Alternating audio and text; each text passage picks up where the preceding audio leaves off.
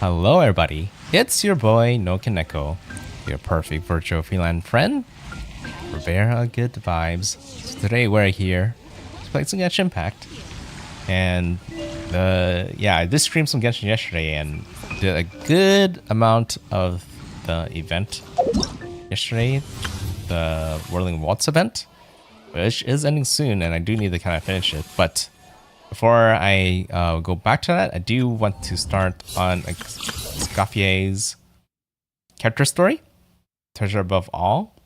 And if I have time to do and finish the event, then I will do that right after. But I feel like I like to begin with the story first, especially when they tend to be in big chunks, and I kind of like to keep them all in one stream, so I feel like it's better to start with this one. And I feel like the mini games, I can always do those off streams if I really need to. But let's go ahead and jump right into Escoffier's story. I kind of thinking what characters I should use, because technically I have my own Escoffier in my team. Maybe I'll go with this one, because if it's like a lot of you know how all the other character stories go. They tend to have something that catches your eye. some parts that, oh, you like they throw you into like a dungeon or some kind of fight that usually the character, the future character would be really useful or really strong at. So I have a team that's already ready for her. Then it makes sense to have them. Okay, that I forgot to actually select it. Quest. Okay. That's right. I almost forgot that for these character quests, don't you have to unlock them with the key?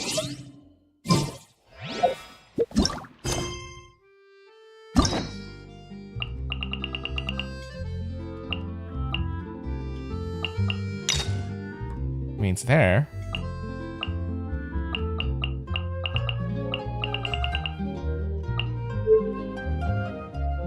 Oh, I guess hangout of it's still needed, but maybe the chapter stores don't anymore.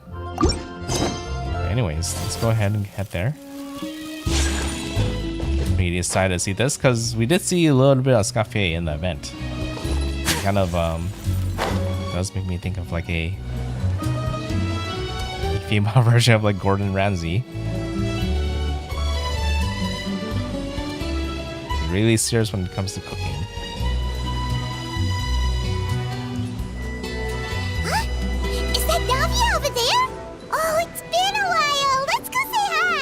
Like I said, it's been a while, but we just saw her yesterday. But she looks pretty lost in thought. Hey, Navia! What you up to? Shh. Oh, is she undercover? Why the secrecy? Get lost, Monica! I don't want to see you back here until you're ready to wake up and start doing things properly! Right now, you're a disgrace to my kitchen and to the Hotel de Boer name! It was an accident. I'm sorry, did you hear me asking for excuses? No, I'll do better, I promise. Why is she so aggressive? She won't even listen to what the poor girl has to say! Oh, hey, cut her some slack! You gotta at least hear her out! Wait! Huh? Who do you think you are telling me? Wait a sec. Navia? So, you're bringing backup now. Suit yourself! You're still wasting your time! Well, blew her cover. Savannah, is this how you always treat your staff? My staff is right. I'm the one in charge here now. And last time I checked, the Hotel de Boer doesn't take orders from the Spina di Rosula. Of course. How you run your kitchen is none of our business. But when a member of your staff is so overworked he becomes gravely ill, that most definitely is our business. We're going to stand up for him, whether you like it or not. Overworked? I've said it before and I'll say it again. If Fermon can't handle the job, then tough luck. There are plenty of other capable people I can hire instead. But Fermon can do the job, he just... Monica, back inside, now! Huh? But you said I shouldn't come back until... Just do as you're told, and not another word out of you! Come on, we have work to do! Such a toxic boss. I feel like that's kind of hard to work with someone like this. Wow! What a horrible person! Sorry. Looks like I've dragged you into some drama again. So, who was that? Her name is Savannah. She's the new head chef at Hotel de Boer. Ever since she took the job, she's been enforcing a brutal work regime and putting a huge amount of pressure on her staff. One guy was so overworked, he collapsed from illness. He's been bedridden for days, and he can barely even talk properly. I'm sorry. It's all my fault. I don't deserve to be a chef. At his family's request, the Spina di Rosula is trying to mediate on his behalf. We're not exactly making a ton of progress, as you saw. Savannah is adamant that Vermont's exhaustion and illness have nothing to do with her or how she's been running her kitchen. She's refusing to have any kind of meaningful dialogue with us. Our next thought was to talk to the other chefs at the restaurant and get a better idea of their working conditions. But with Savannah watching them like a hawk, no one has been willing to open up. And that's why I'm here, doing it the old-fashioned way. Camping out, watching, and waiting for an opportunity. So you were waiting for Savannah to leave? And then you were going to approach Monica? Oh, shoot! It all makes sense now. Sorry. Paimon should have thunk before she spoke. Did Paimon ruin everything? Oh, no, not at all, Paimon. Honestly, the way she was laying into Monica, someone had to step in. I'm sure I would have piped up if you hadn't. And besides, I don't really think I'm built for espionage. Either way, Savannah's seen you now, so you probably won't get another chance.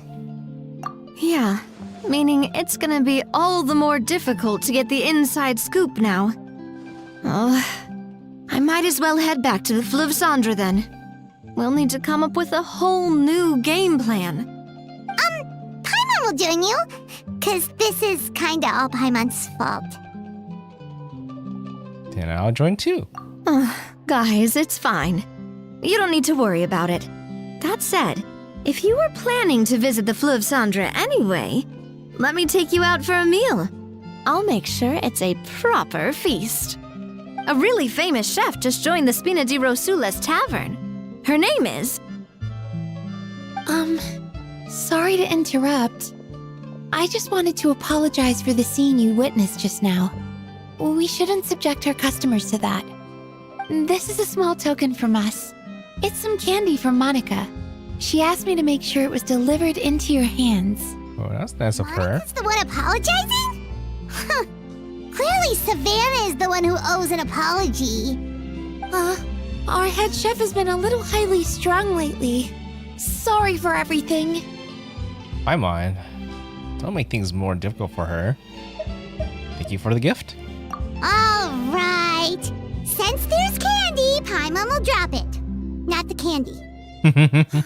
Thank you for understanding. We'll make sure to pass your feedback on to Miss Savannah. A little highly strung, huh? That's more than a little. Looks like with Savannah in the kitchen, even the waiting staff are on the edge. Paimon doesn't get it. How did someone like her even become head chef?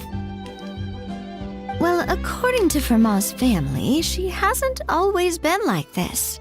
But that's a story for another time. Let's try this candy. Ah, yes. Never underestimate Navia's affinity for sweets. Oh, Paimon totally gets it. Come on, dig in. Huh? Hold on, there's something written on the wrapper. Oh, Find Escoffier.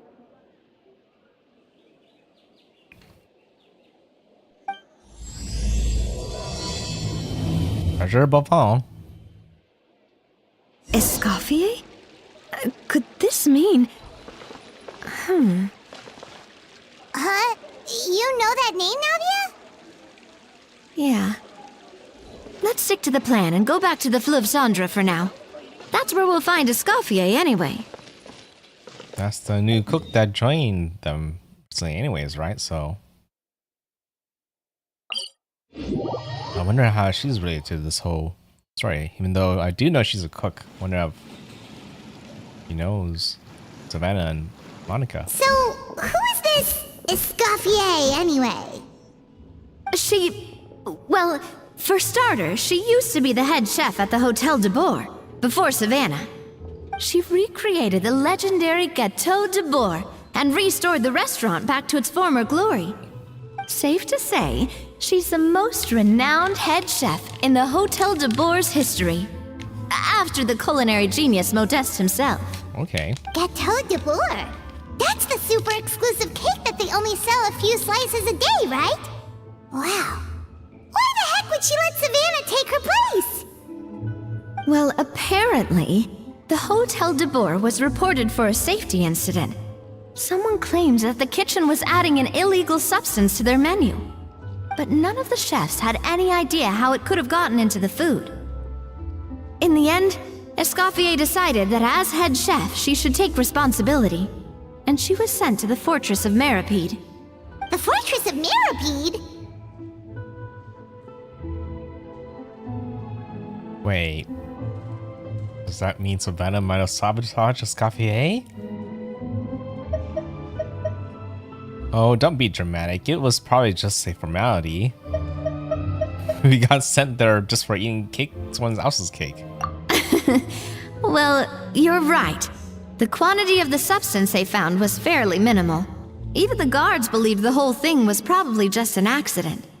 Escoffier didn't have to stay in the fortress for long, but still, by the time she returned, the role of head chef had already passed to Savannah.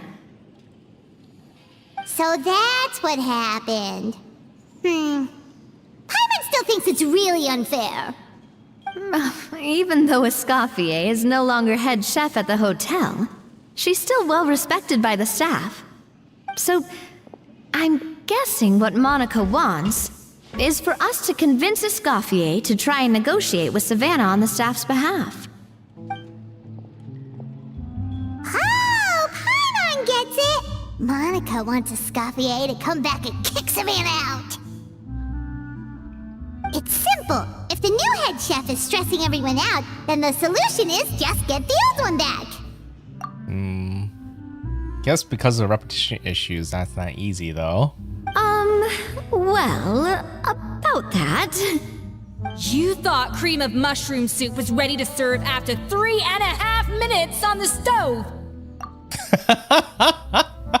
That's right, I forgot that she's kind of tough on her employees too, huh? You'd have had more sense serving hot water with ice cubes. At least then you wouldn't have wasted all this perfectly good cream and mushroom. What do you say, Hilaire? I'm sorry, Cream. I'm sorry, Mushroom. As you can see, Escoffier is that kind of chef as well. How has the Hotel de Board made it this far? I'm lost for words. You have to leave it on the heat for long enough to allow those flavors the chance to come out. Don't be fooled by the aroma when the water first starts to boil. Got it? Yes, Chef. Then go back and do it again. The customers are still waiting. Remember where you went wrong and don't repeat the same mistake twice. Yes, Chef. Yep, definitely the Gordon Ramsay treatment right there.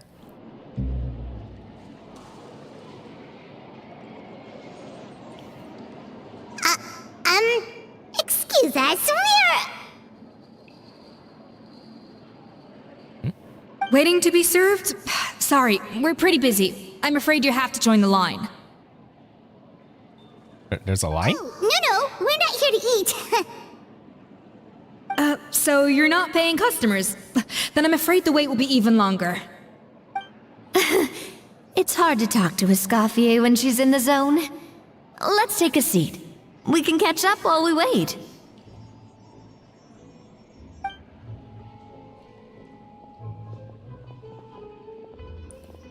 How long is it gonna take?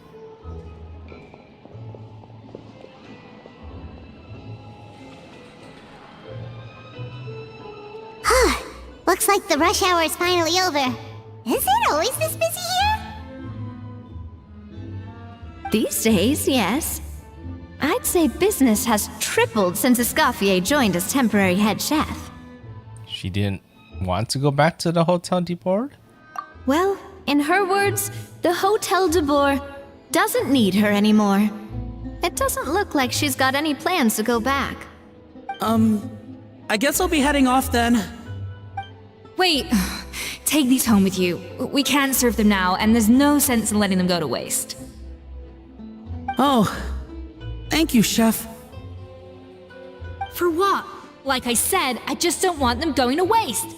Oh, and tell Fiamma to get well soon, so you're not running yourself ragged every single shift. Yeah, she's being nice right there. Most restaurants actually nowadays wouldn't let you take home food that has been not cooked properly, just so that the employees don't abuse it and mess it up on purpose, just so they can get free food. But I guess Escoffier knows that, but I guess she knows that it was like an honest mistake that he did. Yeah, because it does feel like it's a waste of, you just throw away. Fiamma. That's the second time we've heard that name. Who is that again? He's the chef that fell ill from stress. Hilaire is his son. And with Mom stuck at home taking care of Dad, he decided to pick up some work to help pay the bills. Escoffier knows their situation, so she's been making some extra food every day for him to take home. Hey, I heard that, Navia! I've told you before, no one's making extra food.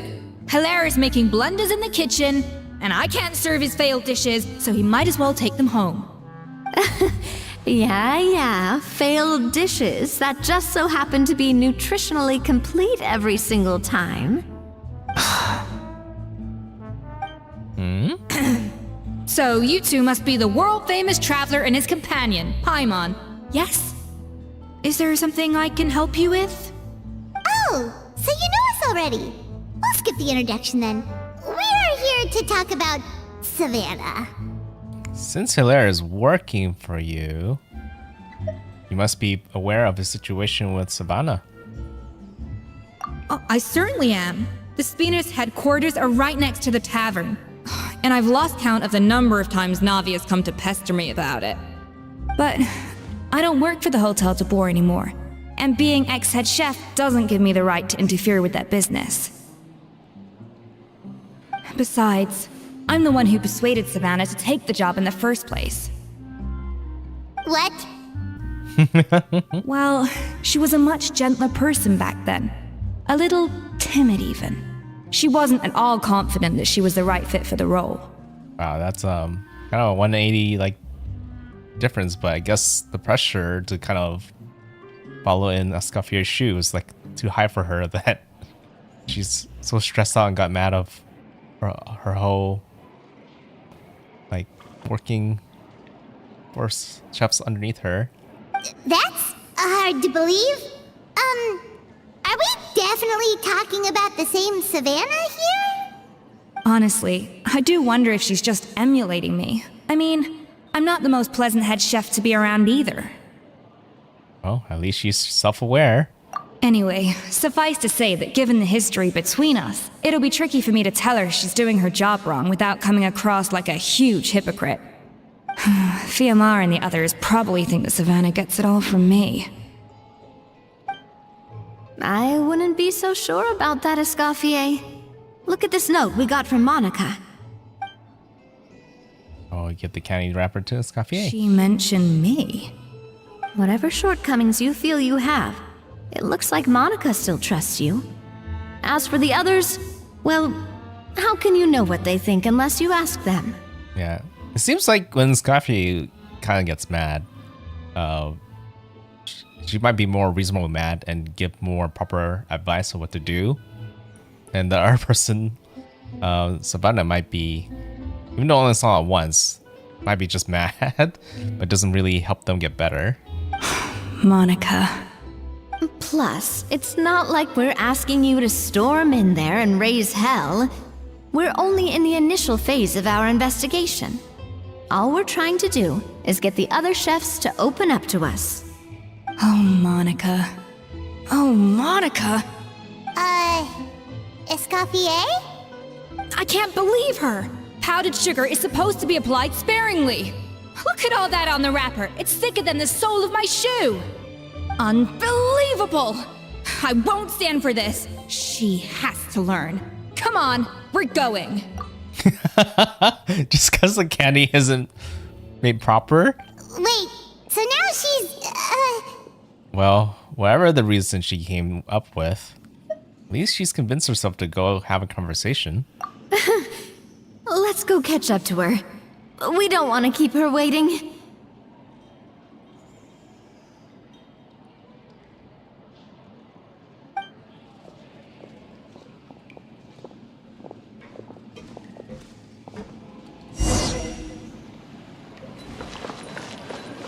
Okay, back to the hotel.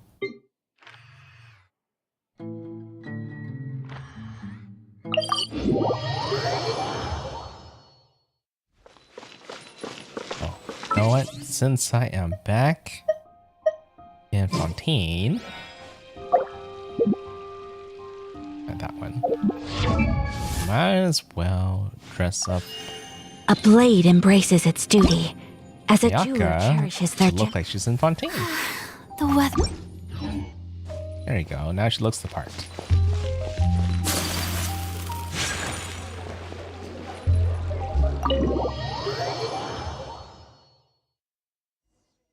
Wait, she looks like... Is that Escoffier? I'm sorry. I'm so sorry.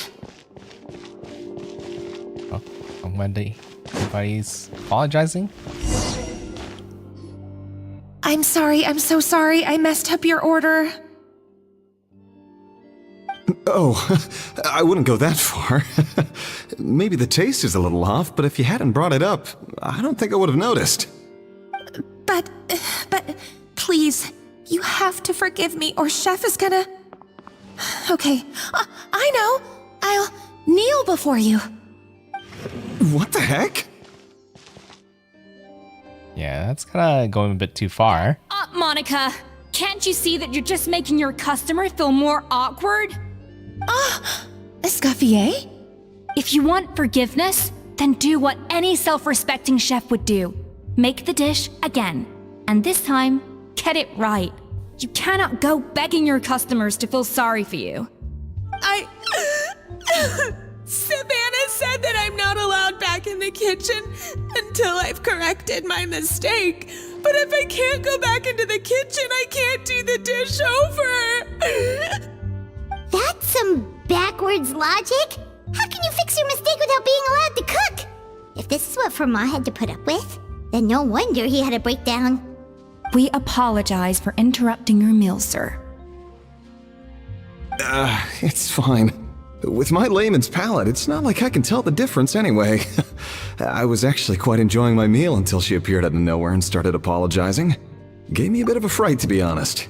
How did Savannah even know that the dish wasn't, proper in the first place? Oh, well, it's because Chef Savannah tasted a bit of the leftover soup from my pot and then threw me out of the kitchen. Well, that explains like that, I guess. Gosh, that's pretty strict. Has she always been that way? I don't recall things being like this when Escoffier was head chef here. I gotta say, you're all looking a little worse for wear these days. I mean, Escoffier was strict too, but I think the difference is that her criticism was more constructive, so you knew what you did wrong and how to improve, and we all knew that it came from a good place. Chef Escoffier was hard on us because she truly wanted us to reach her level. But these days, whenever we make a mistake, we just get told to wake up, get your head in the game, or just do it again. Yeah, that's what I guessed. Doesn't really help them that way when they're not sure what to do. And it's only gotten worse since word got out that Chef Escoffier had started working again in the Fleuve Cendre. Oh, so the customers are kind of going more to the new location now. And Savannah just feels a little bit more intimidated. Monica, you don't need to call me chef. I'm not the boss here anymore. Yeah, but through no fault of your own. What happened back then? That wasn't on you, and all of us know that. That banquet was a huge event, and so many staff were involved every step of the way. With so many moving parts, there's no way of knowing how that Lumiline ended up in the food we served. Lumiline? What's that? A new drug from the Fontaine Research Institute, produced from an extract of the Lumitoile. Apparently it sharpens the senses, so they used it to treat people with impaired responses to stimuli. Sounds familiar. Oh, yeah, I've heard about that. They found out you can use it as a flavor enhancer since it stimulates the taste buds. Makes things pretty addictive. Is it like almost like MSG? They also found that overuse can have mood-altering effects and even lead to nerve damage. So it quickly ended up on the guards' list of controlled substances. Unfortunately, however, some food products containing the additive had already made it to the market by the time the guards banned it from the restaurant industry.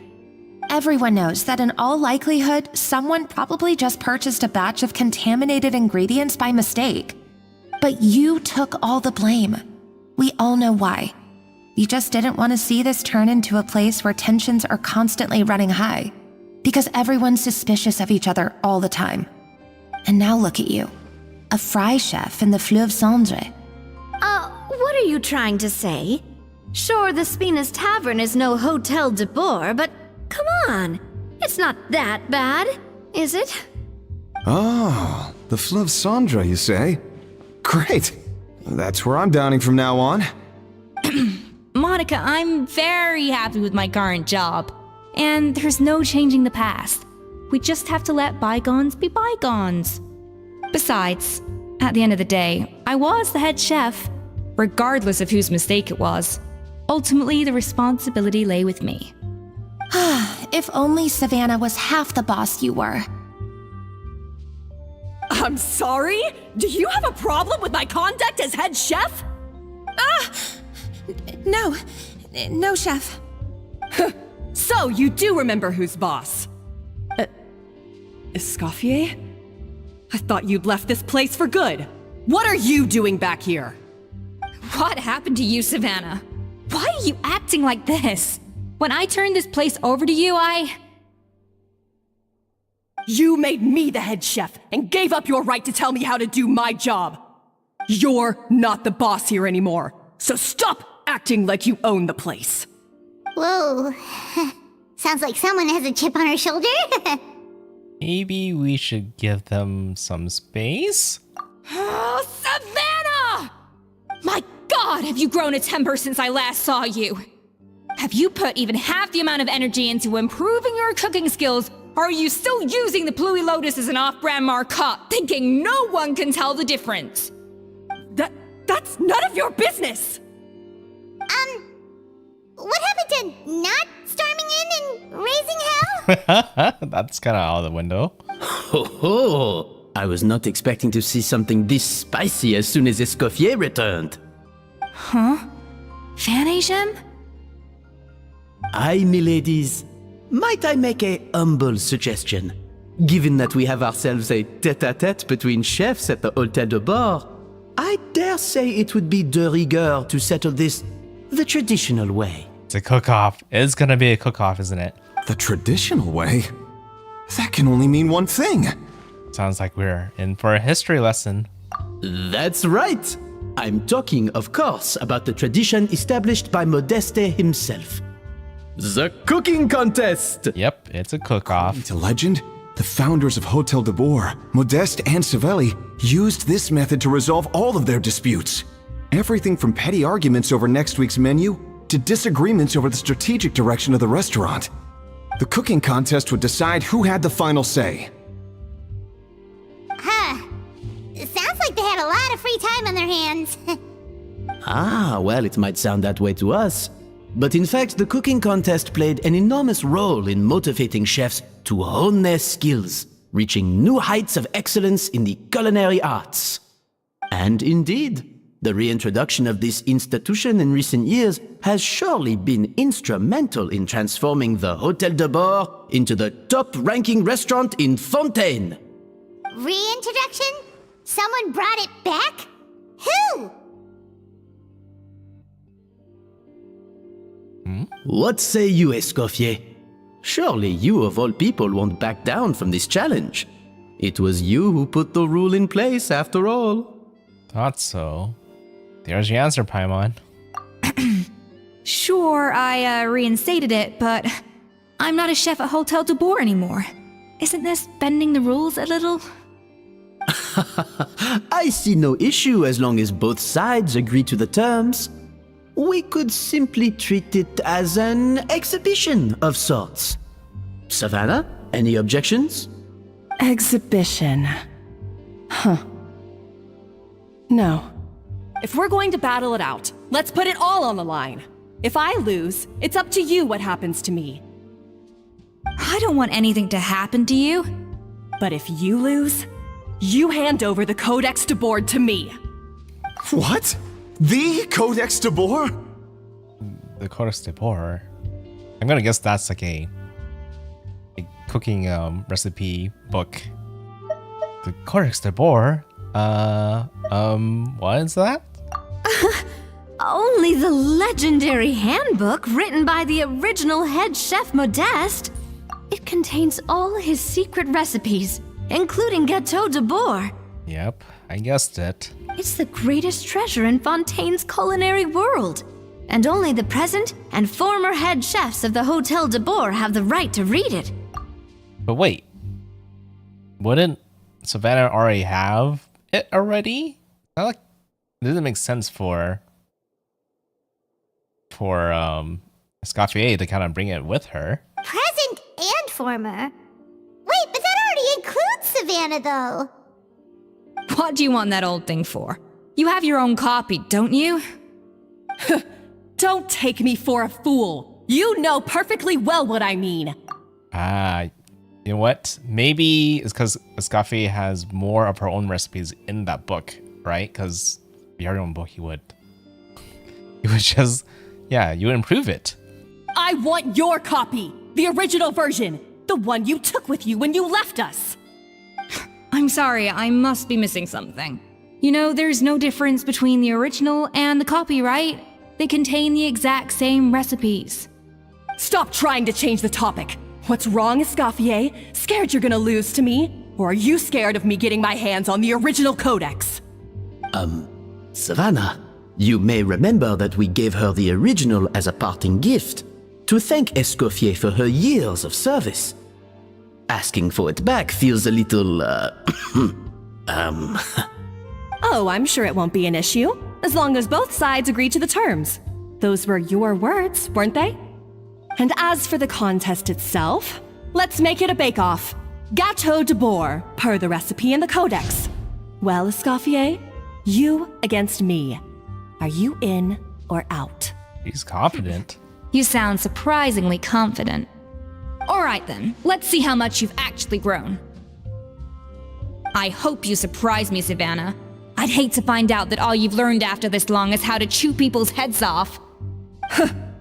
Believe me, I'll show you. Oh man, this story is so spicy. Any...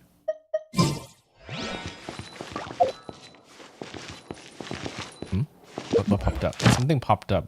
I think something blocking the quest.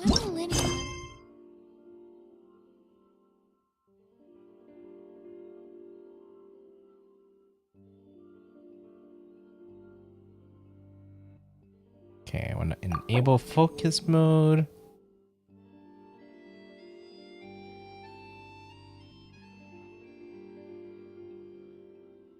The warmth of flies. Hold on. The warmth of flies. Which one's that one?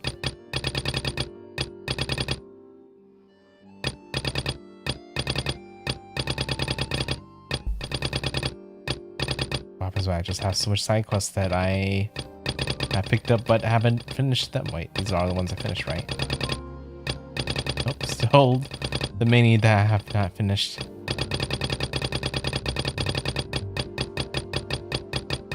One of these days I have to catch up, but for now, just go focus on the ones that are more time limited.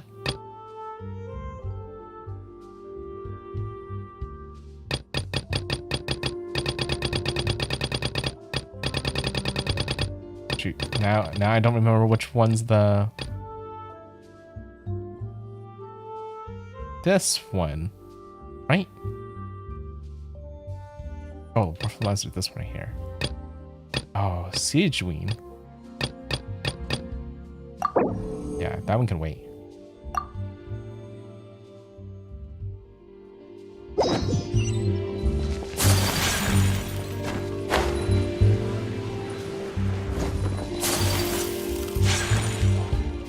don't think I even need to leave the hotel. I just teleport out of it.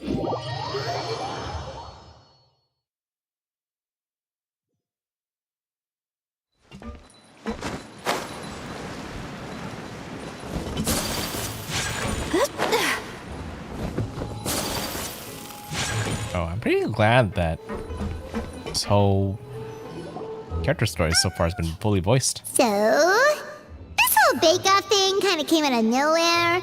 Was it really sensible to just go along with it? Well, I got a sense that she's holding something back. But we chefs always express ourselves in our cooking. So if she won't talk, this might be the best way to find out what's really going on with her. Huh? Holding back? Sure didn't sound that way to Paimon. Escoffier only picked up on it because she's the same way. Always closed off, never letting you know what she really thinks. That's patently false, at least where your macarons are concerned. I've been nothing but truthful with you about the disgraceful amount of sugar you use. Okay, that's one case where you can keep your thoughts to yourself. So anyway, hey, what's this Codex de Boer she's so obsessive about? Oh, that? Well, it's not so much a recipe book as a diary of Modeste's adventures.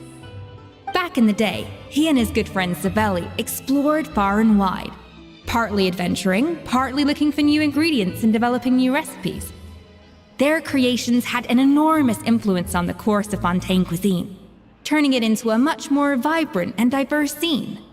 For instance, legend has it that the original Gâteau de Boer was made using a special secret ingredient that Modeste discovered on one of his adventures. So rare was the ingredient that they could never make more than 16 slices of the cake per day. But everyone who tried it claimed that it was one of the most blissful and invigorating things they had ever tasted. Modeste and Savelli went on to found the original Hôtel de Boer, which catapulted them to stardom in Fontaine's culinary world. Especially Modeste. He was hailed as a once-in-a-generation genius, and over time, the recipes from his adventure log became known as the Codex de Boer. Ah, Paimon's heard this kind of story before. Armed with the Codex, the Hôtel de Boer took its rightful place as the finest restaurant in the land, serving those recipes for centuries to come. Something like that? What? No, of course not! Cooking is a constantly evolving art form. How could any restaurant survive if they only served food that was popular last century? Anyway, never mind centuries. Savelli and Modeste parted ways not even 10 years after their rise to fame. Then, Modeste passed away while he was still in his prime. And that was it. The end of the Hôtel de Boer's heyday. It fell into decline, and for most of its history, it was just a nondescript place with a couple of cheap tables. It's only in recent decades that it started recovering. Even then, it still took numerous relocations and changes of management before we finally ended up with Vanigem and the restaurant we have today. Oh! So the Codex really isn't all that, then. Paimon figured it was like one of those mystical books they have in Liyue's martial arts novels, where the main character learns all their secret powers from. Yes, well, that's fiction, and this is reality. You can't meet the tastes of modern diners by following some ancient recipes from a dusty old book. Case in point. Even the Gâteau de Boer they sell now is actually Escoffier's reimagination. Wait, really? Why though? Didn't that recipe make it into the Codex? It did, but like I said, it's the dusty old book now, and the records aren't as legible as they once were. Not to mention that there's no way of finding the secret ingredient Modeste wrote about. So, reimagination is right. I consulted some historical records and took what I could from the Codex. But ultimately, the Gâteau de Boer of today is my own recipe. As for why we gave it the same name and kept the tradition of only selling 16 slices a day, well, you've got Vanigem's business sense to thank for that. Oh! Huh. Well, that kind of takes all the mystique out of it. Hey now, it might not be the original Gâteau de Boer, but it's still the most delicious cake in Fontaine today. And who knows? Maybe Escoffier's version is more suited to your palate. Just think, if the original truly was the perfect cake you're imagining it to be, there's no way the recipe would have been lost to history, right? Not to mention that the Hotel de Boer never would have fallen into a slump. Anyway, before I left my role as head chef, I made a copy of all the recipes from the Codex, including my own improved versions, and turned them over to Savannah. So why is she so interested in the original copy? Could it be a symbolic thing? Like, whoever holds the original Codex de Boer is the true head chef? Well, it was clearly precious enough to give to Escoffier as a parting gift. Meanwhile, Savannah only got a copy. Maybe from her point of view, it's like management doesn't truly see her as being worthy of the role. You think so? The only thing is, it was her suggestion to gift me the original in the first place. Well, a joint decision by her and Venegem. But still. Yeah, still weird. You would think they would just give her the copy. What? Huh. Guess she's had a major change of heart since she became head chef. Yeesh. Who knows? We could speculate forever. Better to just let our gato do the talking. What does that mean exactly? It means vesting her in this bake-off, and then getting her to explain herself, even if I have to beat it out of her with a spatula. You don't miss words. However much she's changed since we worked together, I believe that she still has her chef's pride. And if she respects the art, she'll respect the outcome of our contest. Well, I'm confident that you and your spatula can get justice for Froment. All you need to do now is win the contest. But that should be a breeze for you. Let's not get too ahead of ourselves. Gâteau de Boer is very complicated to make. Usually, it takes 3 chefs working in tandem to cover everything. Yeah, and Escoffier is just one chef. Now, if I had to push it, I could probably do the work of 3 chefs myself. But I'd prefer to play it safe if I can find a couple of assistants in time. Oh, wait, us? Well, that's easy. The 3 of us are veterans in the kitchen. You just need to pick 2 of us. Well, I have heard the Traveler is an accomplished cook, as well as a warrior. But be warned, I will hold you to exceptionally high standards. Think you're up to the task? I'm like trying to think if someone was like this to me, whether I would be willing to take the task. But I mean, even though I have cooked in the past before, I don't think in this specific contest I'll be confident to take it, to be honest. But if there was nobody else that could take the challenge, then I probably would. And I'm surprised Paimon, I never thought Paimon considered herself as a veteran chef. But anyways, bring it on. Oh, count me in too. I've spent weeks perfecting my macarons after your scathing review. Even if it means competing against the Traveler, so be it. I'll show you what I'm made of. Confident. I like it. Alright, let's start with some elementary mise en place. Show me your knife skills. Show Escoffier your knife skills using normal attack on the fruit. She will collect the slices and process them in some sublime substance. I've always called it chopping stuff up, not mise en place. But it's basically the same thing, right? Oh, Navia. The difference in your case is that mise en place is chopping stuff up. Oh, maybe I should have done it slowly. Looks like you found that easier than I expected.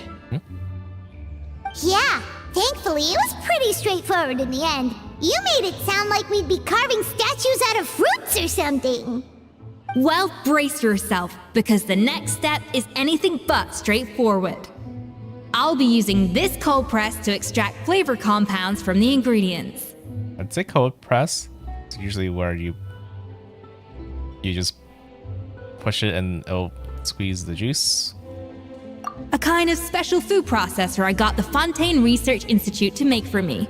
It uses cold temperature extraction to isolate the essence of cooking ingredients, which can then be used to flavor dishes more precisely. But this isn't exactly standard kitchen equipment, so that probably didn't make a whole lot of sense. Let me give you a demonstration instead. Okay. Display your mastery with the cold press. Tap the elemental skill to accelerate the cold press progress. Use normal attacks to let it do the work. It seems like special substance extracted from the plants might come in handy here. Custom-made equipment from the Fontaine Research Institute, huh? That's some pretty high-tech food prep. Paimon's never used anything this weird before. Cool. Not weird.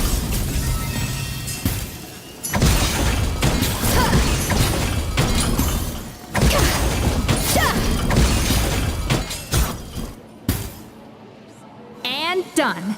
These are the flavor compounds extracted from our ingredients. I processed all the fruit you chopped up earlier. Wow! Even the smell is so much more concentrated. What next? Do we add all this stuff in? Absolutely not! Throwing everything in at once will ruin the balance of flavors. We have to go slowly and carefully to calibrate the exact flavor we want. I'll demonstrate again. Now, watch closely. Burn at Escoffier's feet and master her precision cooking. Flame you got from her multifunctional food processes adjust the flavor profile of each dish. Strike a balance between fruity and floral flavors to adjust said flavor profile. Make it a delicious dish. Slowly and carefully. Not a drop too much, and not a drop too little. Okay.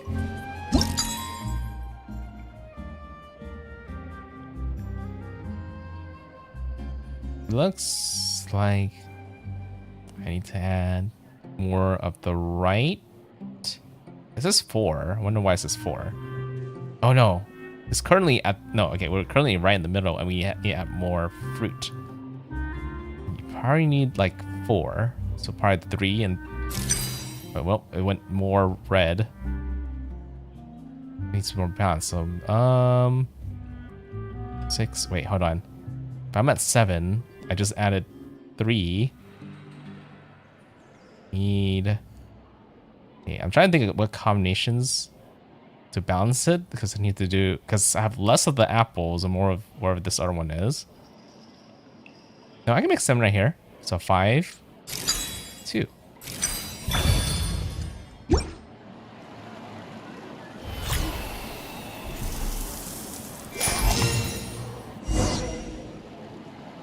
And voila! Now it's your turn. Okay. Do the same thing. Not terrible. Considering this was everyone's first time blending flavor extracts, it could have been worse. But the traveler's work was surprisingly good. Are you sure you've never done this before? You got almost perfect results on your first try. All thanks to my excellent teacher. I guess I just treated it like an adventurous puzzle, which is what I did, actually. Oh, well, they do say adventurers are multi-talented folks. Now I've seen it firsthand. Alright, now for the part I've been looking forward to. I want each of you to cook something from the Hotel de Boer's current menu. I'll judge your submissions and give you a final score. Final score? That's right. The true test of your cooking skills is the finished product. It'll be good practice for the contest itself. Now get to it. Chop chop!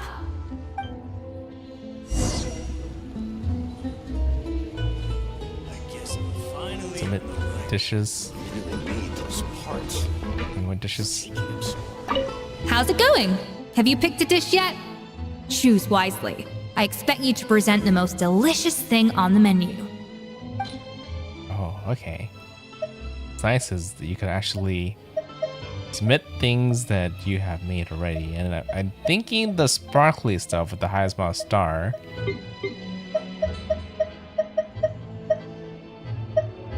Wait a minute. Isn't some of this food is literally from Escoffier herself from her skill that I got I guess, maybe. So it's kind of funny giving her own food back to her, but I don't know what she would say. So I don't remember ever making macaroons. Joel? Yeah, it'd be a nice comparison to see how Navia does it.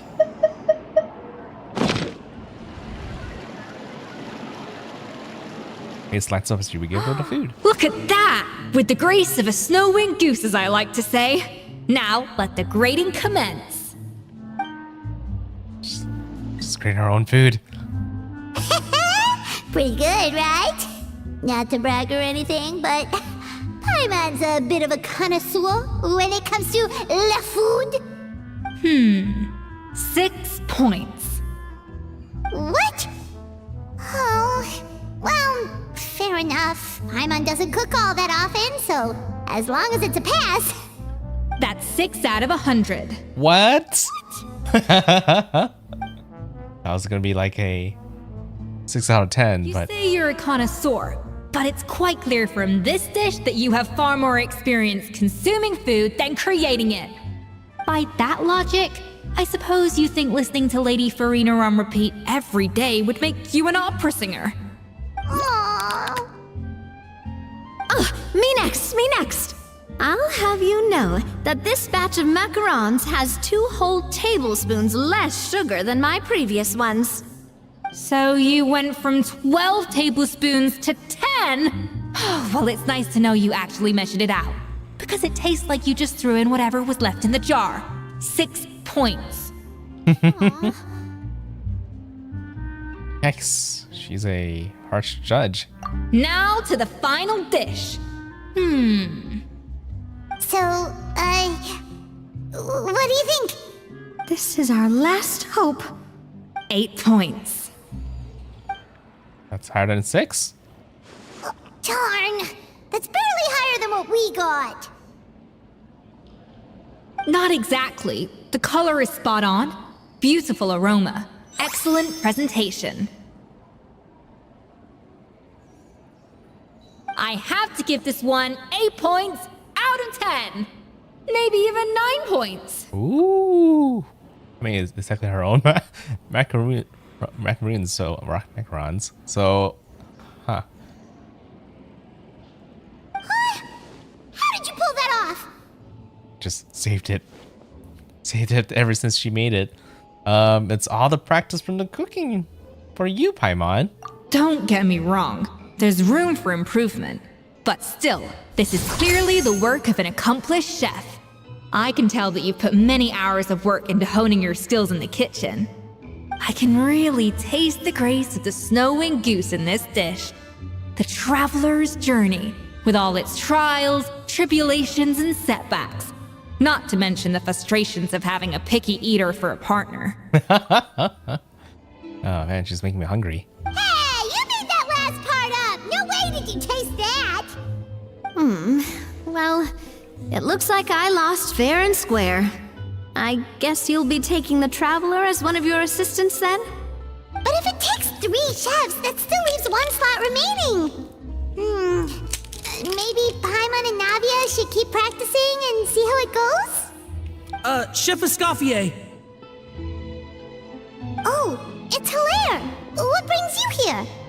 I heard the news about the cooking contest. You're doing Gâteau de Bourg, right? I was just wondering if you needed any help. And you think you're up to the task, do you? Oh, no, I know I'm not there yet.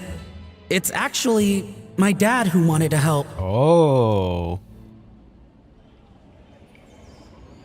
Firma, last I heard, you could barely get out of bed. Chef Escoffier, Navia, Traveler, thank you all so much for everything you're doing for me and my family. I've had enough of sitting around at home while you run yourselves ragged. If you let me, I'd like to help you win this cooking contest. This is a very good opportunity for him. But are you sure you're up for the task, Corinne? Yeah, I was gonna say the same thing. Don't you worry. I'll be fine. I'm feeling much better now. I'm sorry. I know I've been rather useless these past few days, but not anymore. The fact is, I'm a fine chef, despite recent events. I've proven myself in the Hotel de Boer kitchen, so if anyone's qualified to work under Chef Escoffier, it's me. I think. I hope so. Firma, have you even set foot in a kitchen since leaving Hotel de Boer? I have not, but I'm fully rested now. I know I can handle it. I'll prove it. Let me whip something up for you right now.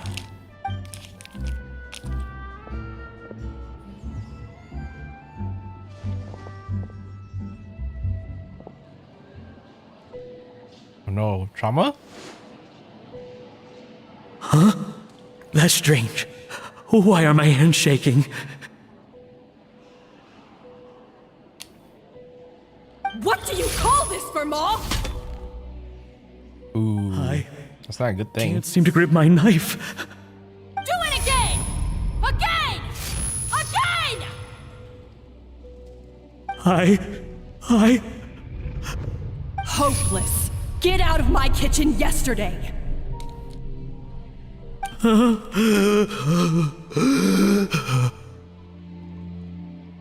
Wow, the trauma's real. What's wrong? I don't understand.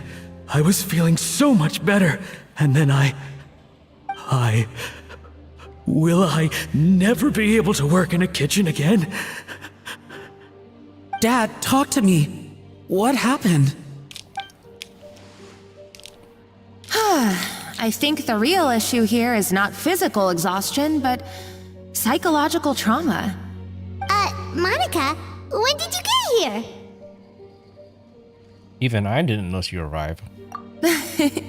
Probably because you were all concentrating so hard on your cooking. I didn't want to interrupt your flow.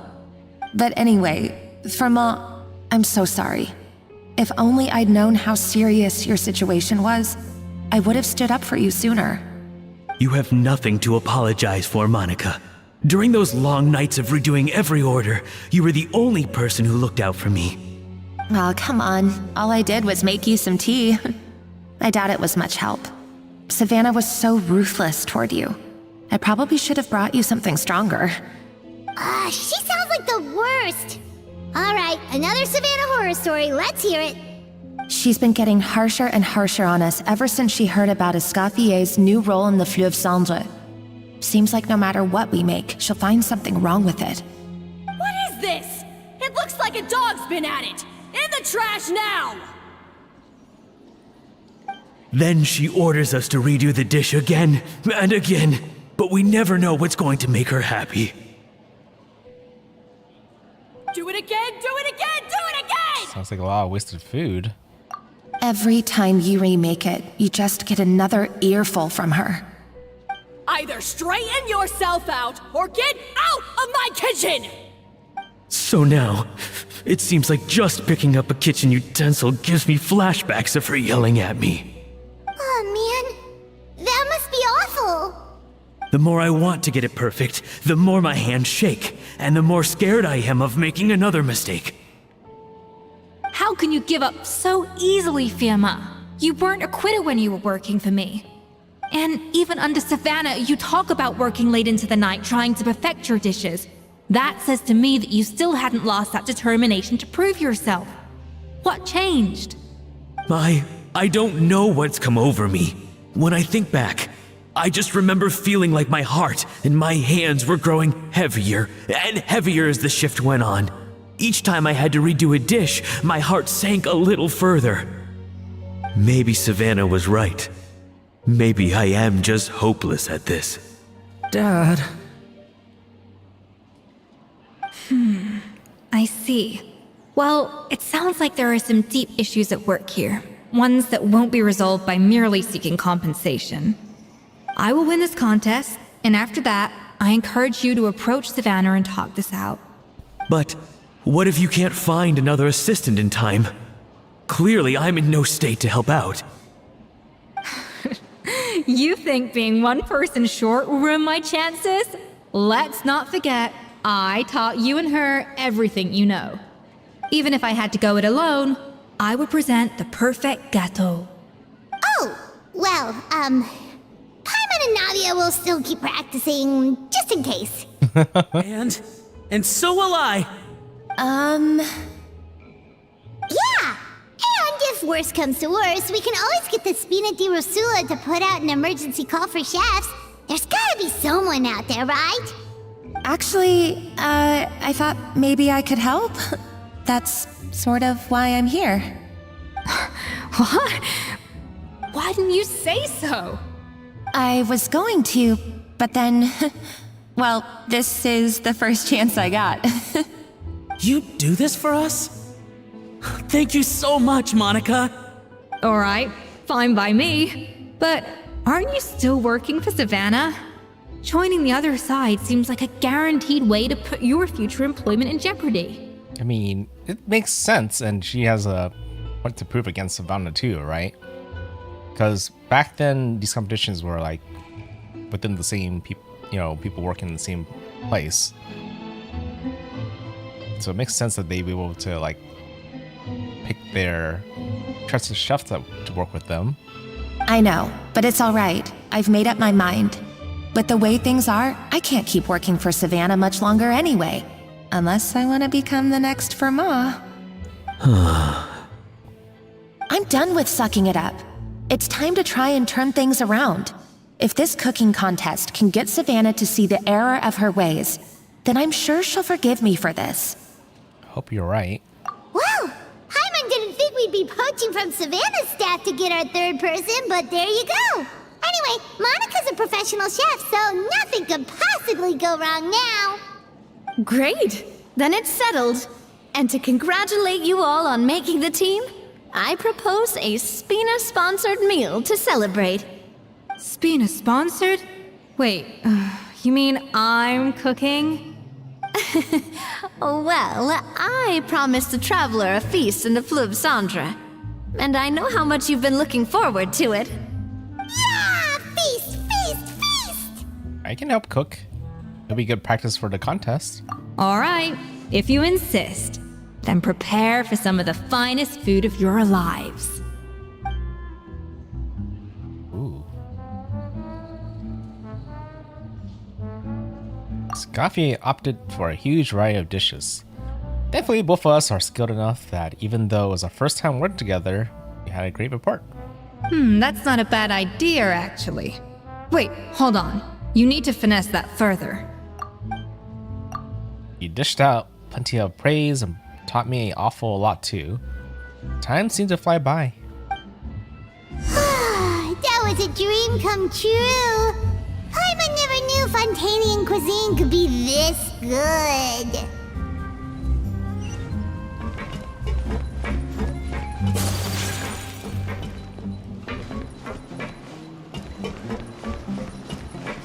What are you doing?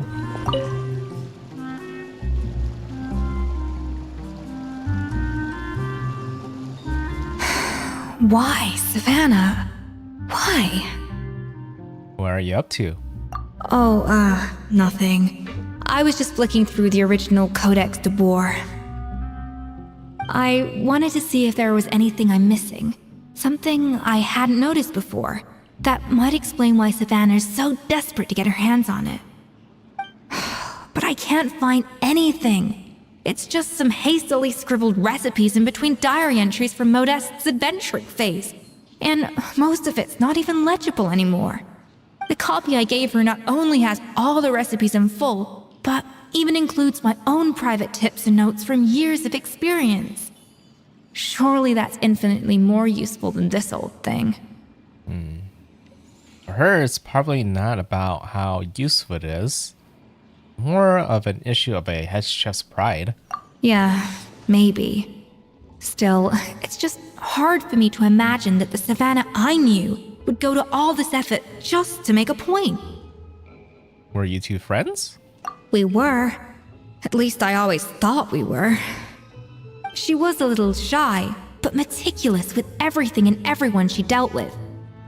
She made a few mistakes here and there, but she was quick to correct them whenever they were pointed out. And she was always striving to improve as a chef. Those qualities are why I recommended her to replace me as head chef. I never imagined for 1 second that she'd cause Fiamma and the other staff so much grief. Sounds like you feel partly responsible?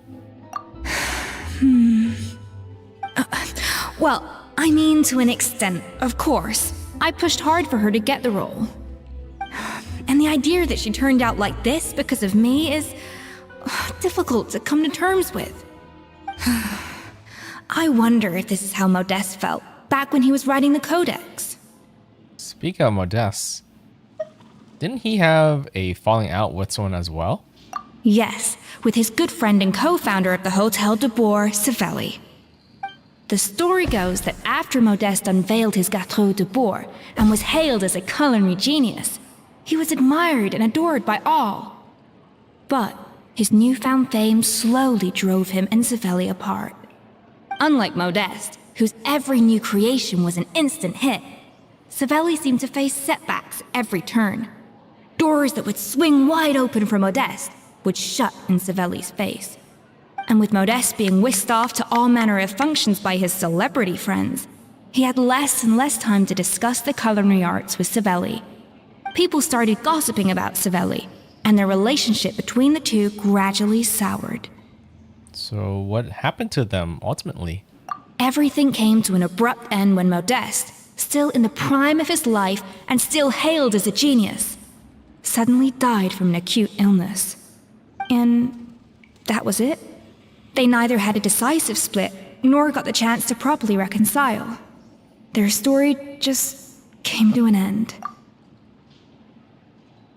I wonder that mysterious ingredient that was now banned from food is related to what happened. Whether like Modeste used that ingredient, and whether Savannah like learned that it was that ingredient and ended up somehow using it on their food that one event where Escoffier got in trouble instead. One rumor had it that Savelli actually killed Modeste out of jealousy, even as the latter was hoping to make amends. And if that was true, then there's a chance that the truth of the original recipe ingredient would pop up in the original recipe book. And that's why she wants it back.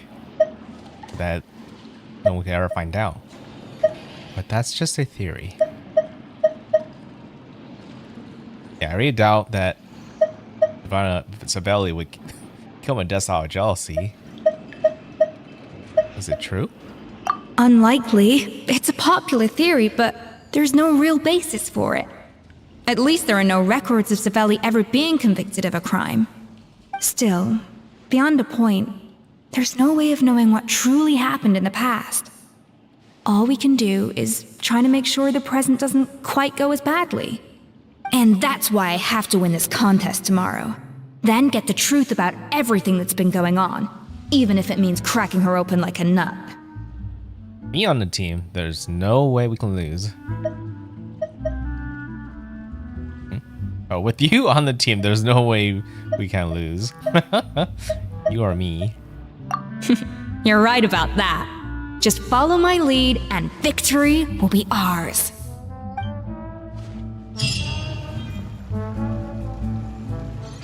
Sounds good.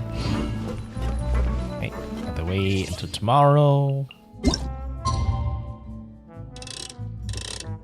12. We'll have the cook-off.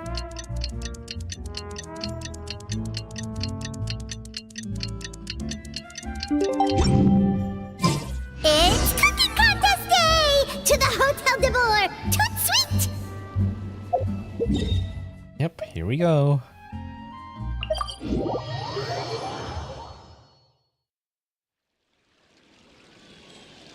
So initially I thought it could have been... Did you hear the news? Escoffier's coming back for a cooking contest. Wait, seriously? Escoffier in a cooking contest? Now that I've got to see! I don't get it. Why would anyone in their right mind challenge her to a cooking contest? Yeah, at first I thought it could have been jealousy that Savannah's kind of doing all this, but maybe because Scuffy's back out and cooking again, that she's afraid that Scuffy will find out the truth. And I'm pretty sure it was an accident. Initially, I thought it was like a... Mesdames et messieurs, welcome one and all to the Hôtel de Bord and to this most exciting of cooking contests. Yeah, I thought it was done a little bit more purposely. Savannah, I brought the original copy of the codex you asked for. Monica? Huh. In the interests of fairness, this contest will be conducted in a double-blind format. Once the dishes are complete, they will be sent to the back of the kitchen where they'll each receive a label. The labels will be placed out of sight underneath the plates, only to be revealed after the judges have sampled them and reached a final verdict. This is to ensure that no one will know which dish is made by which contestant. As one of the judges, I promise to be fair and impartial. When my meal got interrupted yesterday, I never thought this is how they'd make it up to me. Getting a seat on the judging panel is a pretty sweet deal. Both contestants have taken their positions. Then, without further ado, let the Hôtel de Bord cooking contest commence!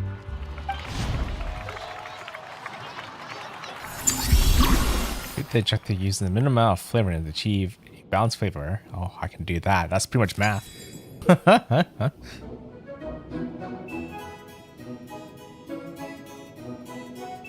Start the flavor process of the seasoning table, attaining the cutting board and cold press. Both flavor type must be added sufficient amount to share the richness of the flavor. Adding enough both before aiming to balance the flavors out. Okay, yep, we already know that. We've done Monica, all that already. Traveler, it's go time. Let's do this. Even the best chef in the world can't flavor their food without prepping the flavoring, right? Alphonse, Gaspar, get to work. Do not disappoint me. Looks like our two head chefs are raring to go. Like an oven on full blast, this competition is quickly heating up. Cold press? Or here? Or here? A dash of frosting! Ha! That should be enough flavoring. Now hurry up and balance the flavors. Hey. Balancing. Oh, some of the things he kind of made more than I needed, but okay. So we need 4. But we have 5, so we'll just do 1 of that and 5.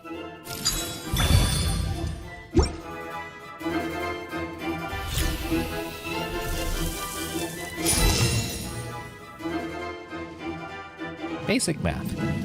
Very useful that they tell you exactly what you need.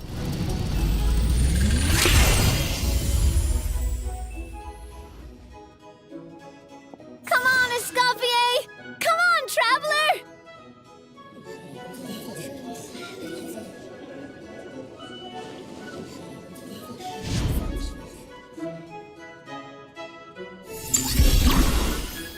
Next layer of cake.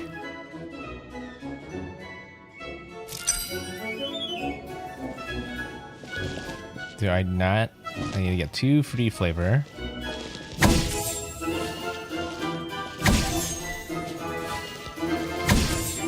At least 2, and then 1 of the floral. Interesting. A little moose food! Alphonse! What are you playing at?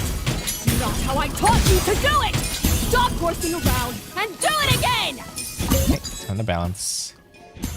Okay, looks like we need more fruity this time. So we're at 4. But we need to add at least 2 fruits. So 5. And then 1.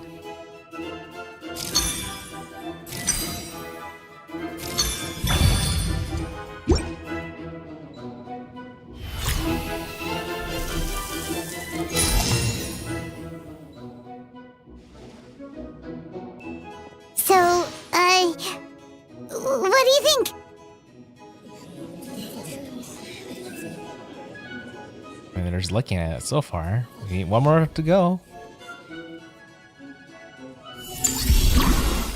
Last layer of cake.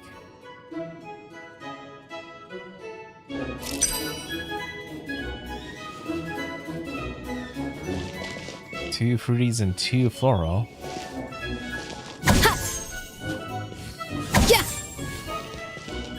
Escoffier is already on the final step of the recipe.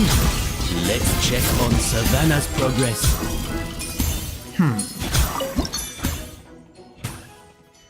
Oh wait, do I have to listen to the dialogue? Enough! Oh, useless! Both of you, make like an egg and feed it! I'll do it myself. Wow! Is Savannah serious? Can she really make up for lost time working alone? Wow. Okay. So 2 of each, and I need a lot of fruit. So I'm just gonna go ahead and add all of that. One more fruit. 5.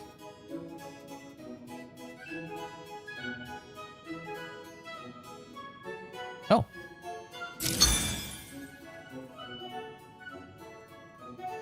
Okay, back to 3. The balance of flavors is about right. But the quantity is too low. Add this. Go back.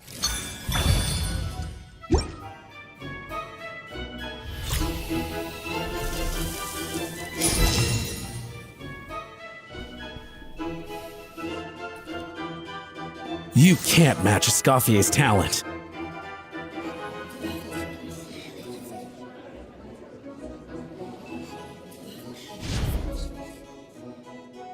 You still confident about winning this?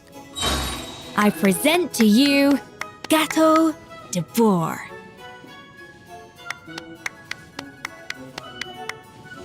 Use elemental burst to complete your work. The pinnacle of excellence!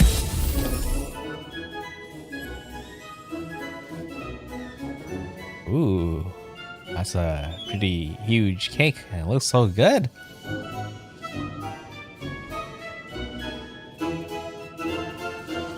That was perfect! We were like a flock of snowing geese, completely in sync, working gracefully and elegantly together. Great work, team. Yeah, I don't know if I built the first layer right because I didn't notice the other 2 requirements, but well, we'll see how it goes.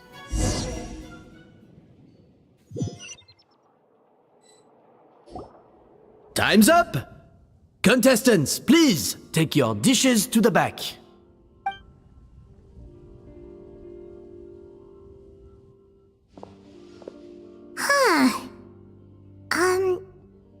That guy was right.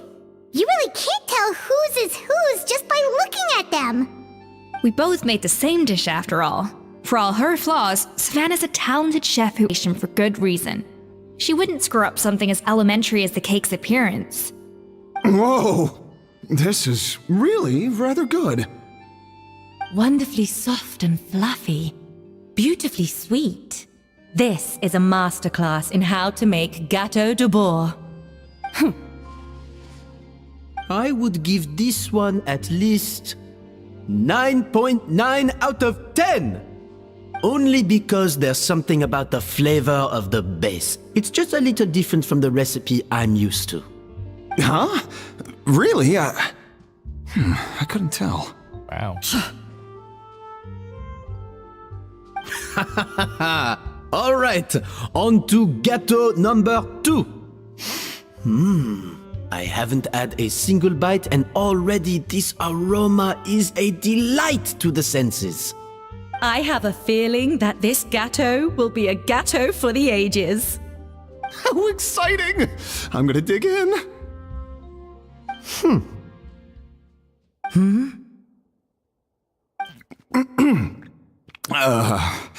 I think maybe someone got a little carried away when they were adding the sugar. Too sweet? Not just the sugar.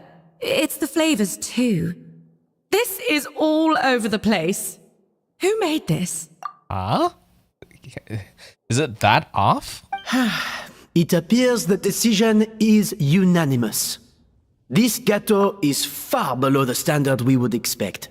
I mean, I didn't think Savannah would be that far off.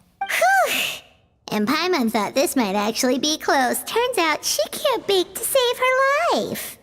Maybe it's because of poor teamwork? She spent half the time just berating her staff. Yeah, that's true. I guess our staff is having a hard time. Something's not right here. Savannah may not be perfect, but no way is she this sloppy. I can now declare that the creator of the first gâteau has won this cooking contest.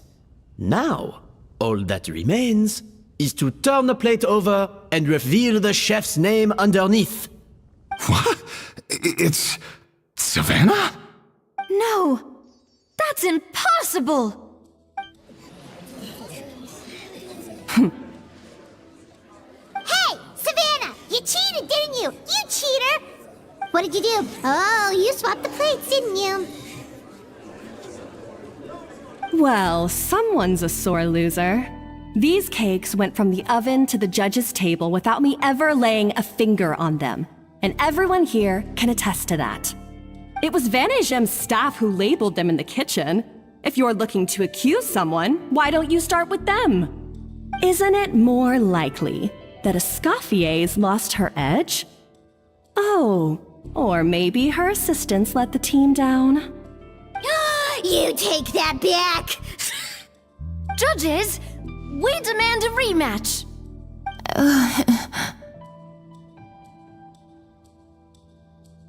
What's the truth here? Enough! What's done is done. As head chef, or rather as team lead, I take responsibility for the dish I served. Whatever went wrong and however it happened, I should have spotted it. Savannah, I didn't think you'd stoop this low just to beat me in a bake-off. What happened to your chef's pride? I don't know what you're talking about. If you want the Codex to pour that much, you can have it. Escoffier, no! But you must promise me that you'll apologize to Firma and compensate him for everything you put him through. It's a little late to be negotiating terms. The contest is over and I won. That means you owe me the Codex, and I owe you nothing. Look, Savannah, you may have fooled everyone else, but can you really fool yourself? What I'm offering is to accept defeat without looking to expose what you've done. Oh. No, really? I just suddenly realized, so Savannah actually convinced Monica to sabotage Escoffier's cake. But only on the condition that you promise to stop putting so much pressure on your staff. Fine. I'll treat this as your final handover of duties from one head chef to the next. So, will that be all, ex-head chef? Or is there any other unfinished business you'd like to leave in my hands? I didn't mean that to be a scolding from your former boss, just a word of advice from a fellow chef and a friend. But I don't know if you're even open to input from other people anymore. I know what I'm doing. I don't need your advice. All right, fine. I'm glad to hear it.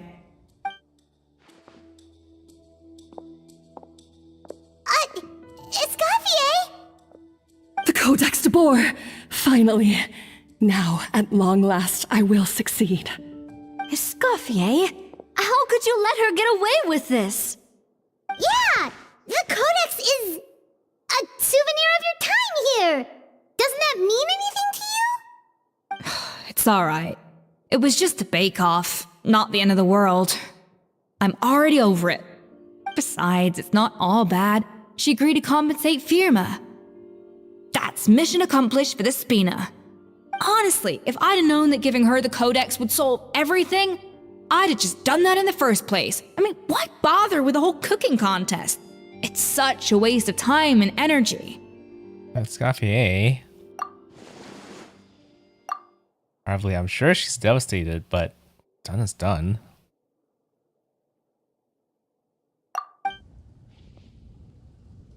No. No! This doesn't make any sense! Huh? That's it? No secrets, no nothing? I don't believe it! This can't be happening. Huh? Chef Savannah! Savannah? I passed out after reading the original codex. It's nothing life-threatening. Just a lot of pent-up stress and exhaustion. Oh, I knew it. Pent-up stress? Her? The truth is, however hard she might be on the rest of us, the person she puts the most pressure on is herself. Yes, there are nights when she makes us redo things over and over into the wee hours. But for her, it's every night. She'll hide herself away in the kitchen, working on new techniques and recipes, and only realize how long she's been at it when we come to work the following morning. But why? Why would she do that? Our best guess is she doesn't want to be seen as less of a chef than Escoffier. And there it is. Even so, that's no excuse for taking her anger out on the rest of you. Yeah, and it's definitely no excuse for cheating in the cooking contest. About that, we honestly have no idea how she did it.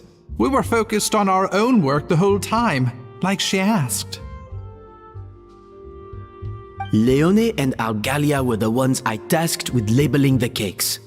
I've already spoken to them both. They're at a loss to explain it too. Not to worry. Come on, join me downstairs. I'll interrogate the guilty gâteau myself.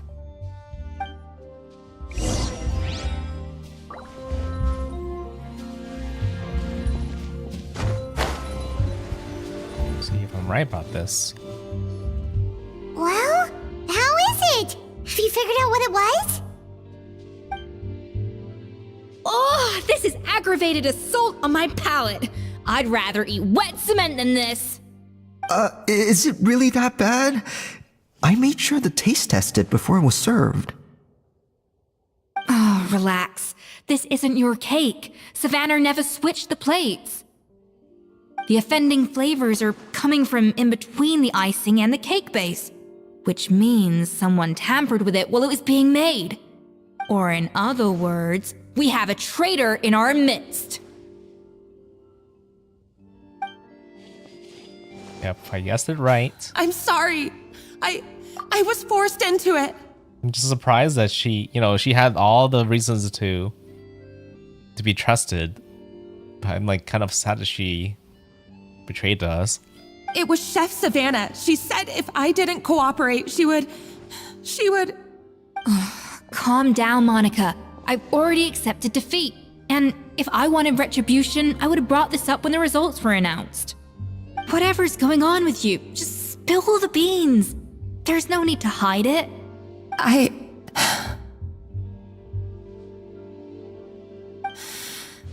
I was the one who caused the food safety incident that one time. Oh, so it wasn't so bad about her.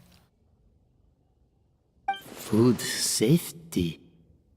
Wait, you mean the Lumaline incident? So you procured the contaminated ingredients? I think so. Savannah and I were on procurement that day. I didn't check everything as well as I should have, and so I let contaminated ingredients make it into the kitchen. But I swear I didn't do it on purpose. I had no idea there was an issue with them, and I didn't know it would end up with Escoffier going to jail. But the last thing I expected was for Savannah to use it as leverage to blackmail me with... This is crazy! So Savannah pressured you into sabotaging Escoffier's cake by threatening to expose your secret if you didn't? I know, it's terrible. I'm so sorry. I was so scared. The thought of Chef Escoffier finding out that I put her in jail? It made me freeze up with fear. Yeah, I'm surprised that she didn't just kind of help her during Escoffier's trial when she was in trouble. I mean, it could have been just chalked up in being an accident, right? I thought Escoffier would hate my guts if she ever found out, and yet somehow that's ended up in me doing something even worse.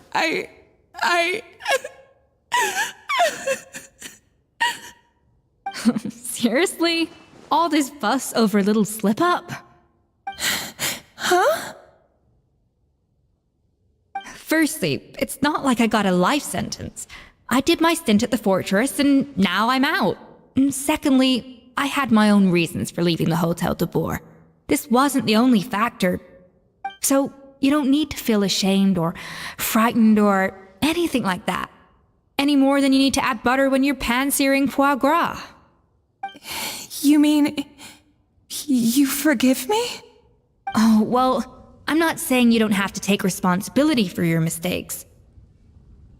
You should tell Vanagem to mark down your performance for the past few months. Then do some digging and find out exactly where those contaminated ingredients came from. Sure, you've made mistakes, but now's the time to fix them. Understood? Understood.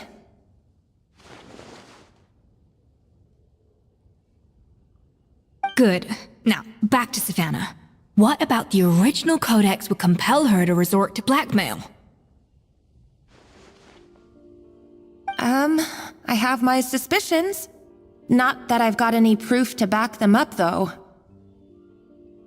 Ugh. What happened to me?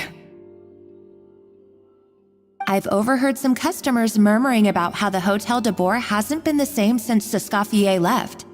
They think our menu doesn't taste like it used to, especially our signature items. Oh, you mean the Gâteau de Boer? Now that you mention it, I noticed it during the contest too. I couldn't put my finger on it, but the flavor seems subtly different from how it used to be. I see. So she's been hoping to, produce food that would catch up to Escoffier, but none of them would reach that level. So she didn't know how to get to that level, and she just kept making her cooks cook more and more, but could never get there. She didn't know how. So the cook didn't know how, so she was always disappointed. But the difference was so small, I'm sure no one would notice it besides our most loyal customers and true dessert connoisseurs. Still, as head chef, it's easy to see why Savannah would get so hung up on it. So she was hoping there was some differences between the recipe, but she was surprised that there was no difference. So many times I've seen her make the cake base over and over again, late into the night, determined to match Escoffier's version. But something's always slightly off every time. Yeah, I've noticed that too. Never really gave it much thought though. Thinking back on it now, it's clear that Savannah's been in a downward spiral ever since Escoffier left. She wants to prove that she can fill Escoffier's shoes. That's gotta be the reason. But after countless setbacks, she's getting more and more unhinged. And at some point along the way, she switched from doubting herself to doubting Escoffier. Doubting Escoffier? For what? Yeah, she thought the codex that Escoffier was fake. It was she thought it was sabotage. Yeah, it would explain why she was bent on getting the original at any cost. She must have thought Escoffier purposely omitted key details from her recipes when she copied them out. Also, she could retain her place as the #1 chef in Fontaine, the only one privy to all the secrets of the trade. Oh, for goodness sake, what a stupid idea. Of course.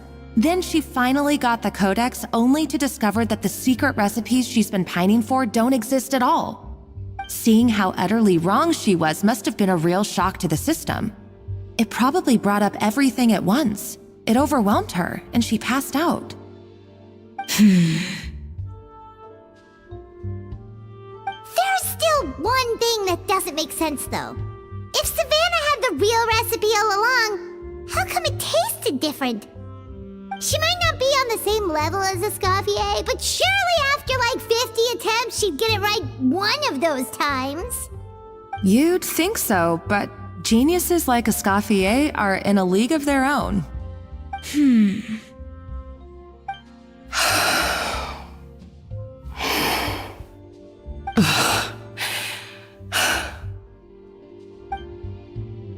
She's keeping the true recipe to herself. New head chef, you say?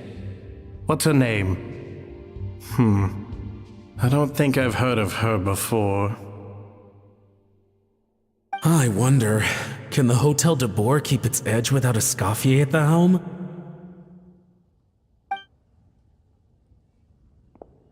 This tastes different from last time. Is it undercooked or something?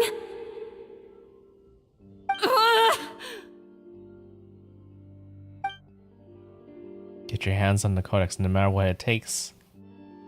Take this. It's a copy of the Codex de Boer. From now on, you will be its keeper. Don't listen to the doubters. If I say you can do it, then you can do it. Even if you don't believe in yourself, at least believe in me. Hey, did you hear me? Once I'm gone, the restaurant is all yours.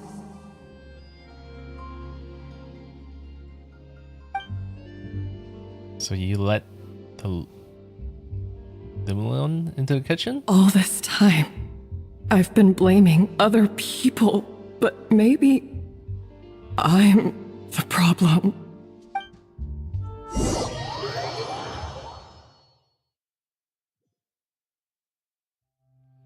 I sincerely apologize for putting everyone out. Savannah's awake now, but I don't think she's ready to speak to anyone yet. Let's give her the day to calm down. I'm sure you'll have the chance to talk everything out tomorrow. In that case, I'll go and update for Ma and his family. I wonder what he'll make of all this.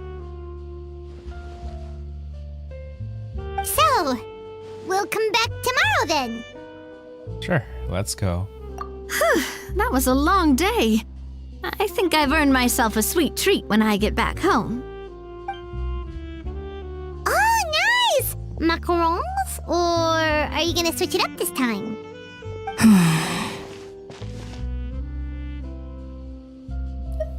What is it, Escoffier? Traveler, how much do you know about the snow-winged goose? Not a whole lot. Every year, they migrate long distances in search of a suitable home. There's always one goose at the front whose job is to lead the flock. Fontaine poets often use the image of that goose to explore the ideas about leadership and genius. They usually imagine someone who's a cut above the rest, a model of perfection. But what those poets don't know is that during a migration, the lead goose is always changing. Once the lead goose shows signs of fatigue, it retreats to the back of the flock and allows another goose to take its place. So the truth is that leadership, with all the responsibilities and pressures that come with it, it's something that everyone takes turns at. But we humans completely miss that fact when we project our own ideas about social hierarchies onto them. Is this about you and Savannah? I guess what I'm saying is, I don't buy into this notion that there's some sort of gulf between normal and genius.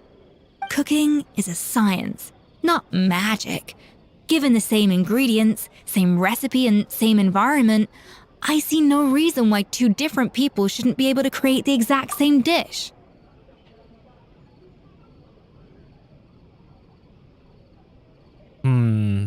Yeah, I kind of wonder about that. Well, I almost feel like even for Escoffier, not all her dishes would be exactly the same as before, right? Imagine there'll be like some differences in between them, but I guess when it comes to like two different chefs, there will be a difference no matter what. And I guess people might always compare it to the original. They might think maybe the original taste is better. And it doesn't always mean the one from the other chef is bad, especially when it's 9 out of 10.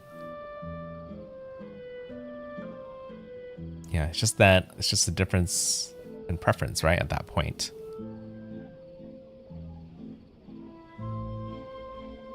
Of course, some people have a more sensitive palate than others, and some people are just born bolder or more conscientious. But these are all variables that can be accounted for with time and practice. I'd have no reason to expect so much from others if I believed that perfection can only come from the hands of a genius. The only reason I hold people to high standards is because, well, I believe they're capable of greatness. I don't know if you're right, but I think that's a great thing to believe in. Okay, I've made up my mind. I'm gonna get to the bottom of why Savannah failed. And come tomorrow, I'll give her the scolding of her life, pointing out all the mistakes she's made along the way. Then she'll finally see the error of her ways. Will she really know what the difference is?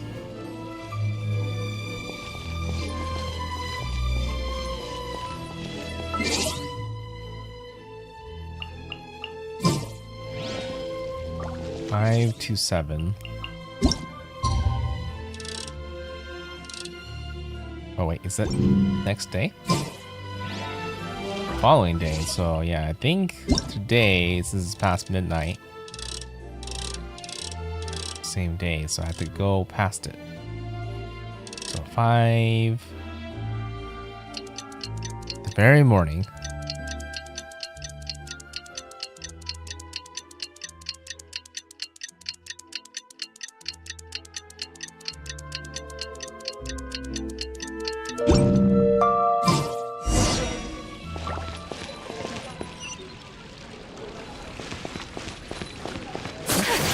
To click for Escoffier.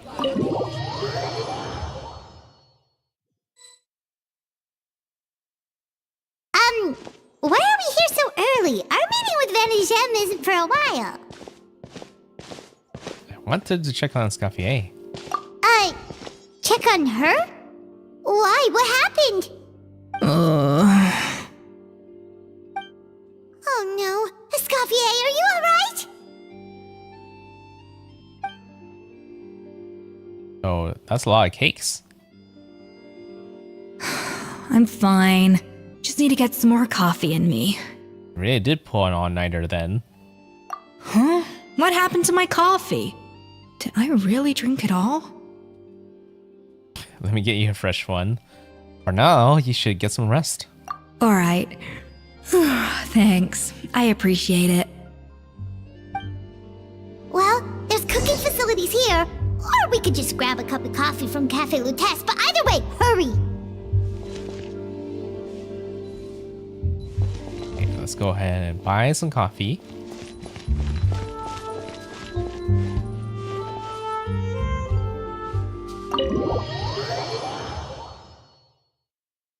Make a dish with coffee, huh? Yeah, make like a coffee cake? What other things have coffee in them? Either way, she did say she wanted coffee, so we'll stick with coffee.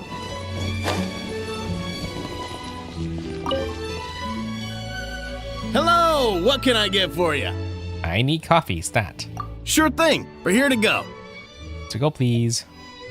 Got it for a friend. Huh? Oh, I see. First cup of the season. Yeah, I get it. Young people these days do love their little surprises. Huh? Not convinced we're on the same page here, but when I hear a chat, let's get this coffee to Escoffier.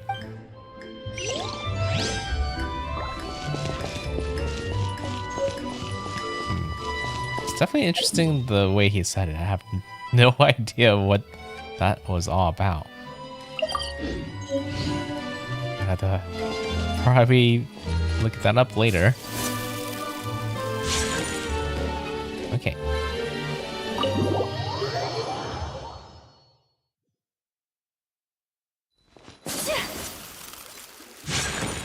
Here goes Escoffier. Coffee. Need coffee. Oh. Wait, Does that mean I can keep the coffee and just give her the cake? I mean, can I just give both?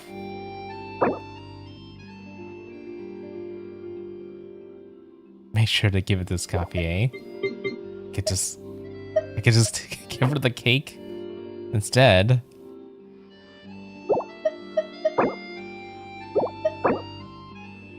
Coffee and almonds.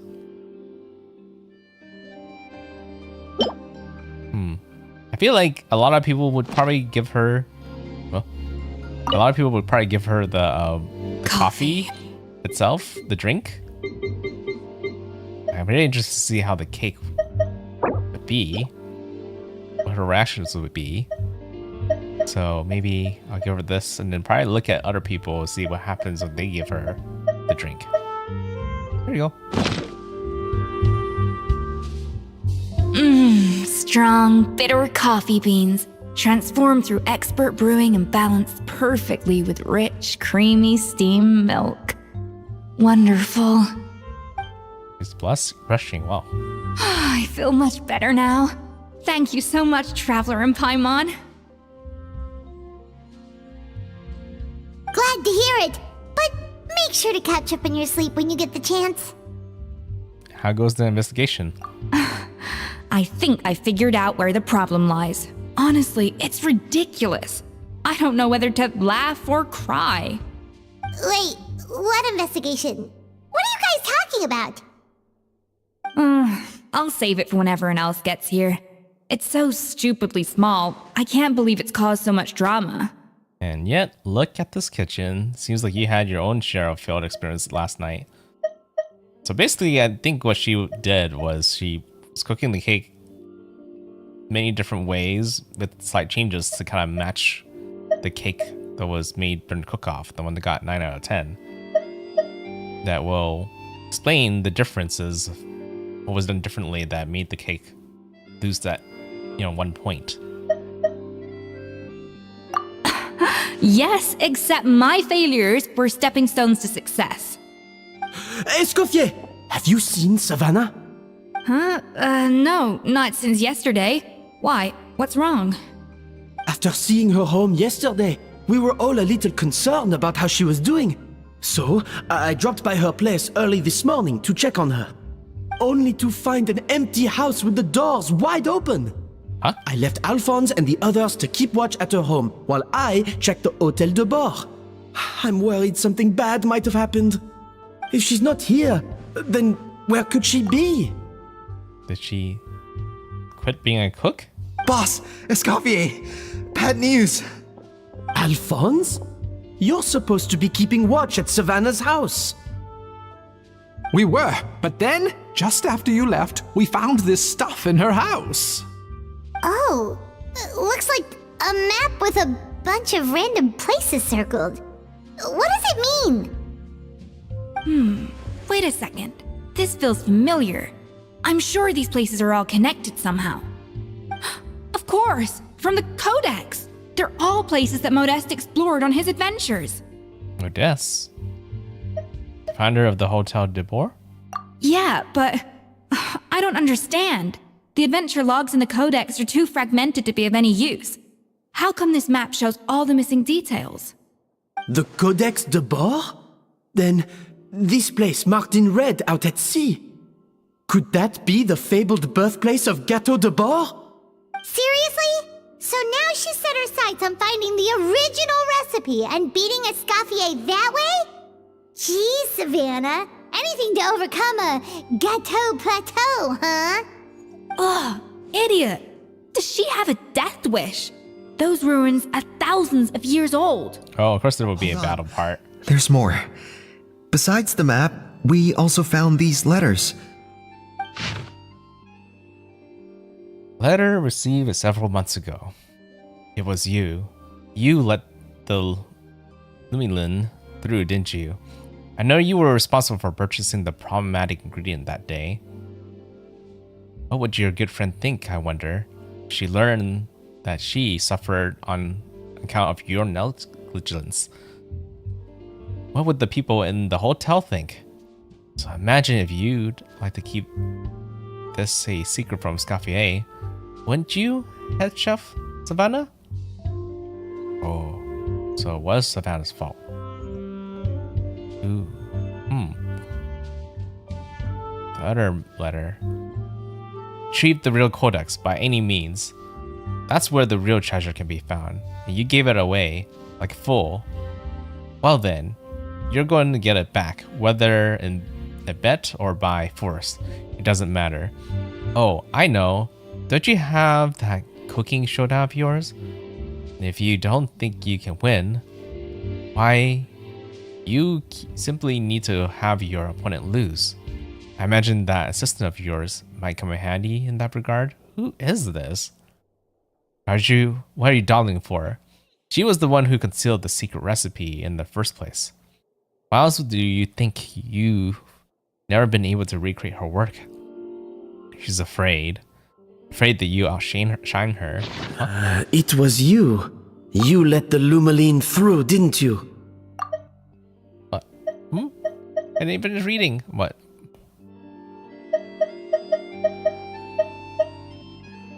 It's kind of autoplayed. It sounds like a threat letter. Does this mean that Savannah was responsible for the safety incident? And not Monica after all? Retrieve the codex by any means necessary. So the cooking contest and the cheating. Someone else was behind her pulling the strings? She's keeping the true recipe to herself. Ugh, this is all such a mess. Paimon needs a second to process this. First, we thought that Savannah forced Monica to cheat in the cooking contest. But now, it turns out that someone else forced Savannah to force Monica to cheat? So did Savannah blackmail Monica? Or is it the other way around? Wow, somewhere deep in the sea. You're finally here. Of course. I should have put 2 and 2 together as soon as I read your threat letter. The food safety incident, the demand for a cooking contest, the instruction to blackmail Monica. Would be Monica herself? Even the suggestion that Escoffier was keeping secrets from me. It was all part of your grand plan, wasn't it, Monica?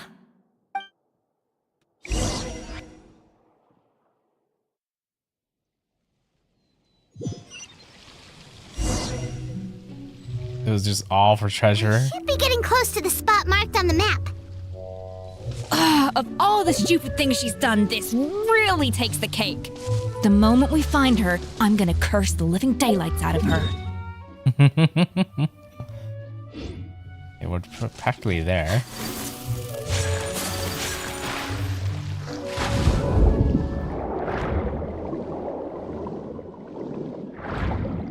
I haven't swam in Fontaine for a really long time.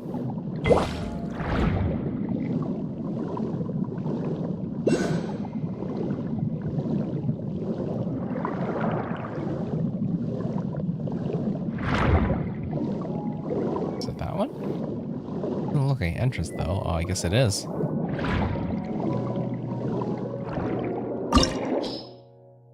Okay, we're going in.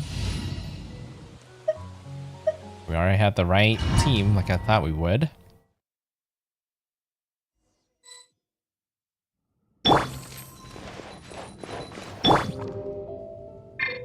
Oh, interesting. It's this trial. Though I brought in my own Escoffier. I was wondering how that would be handled. I guess in case someone didn't really put their Escoffier correctly, then they decided to bring a real one. Or a capable one.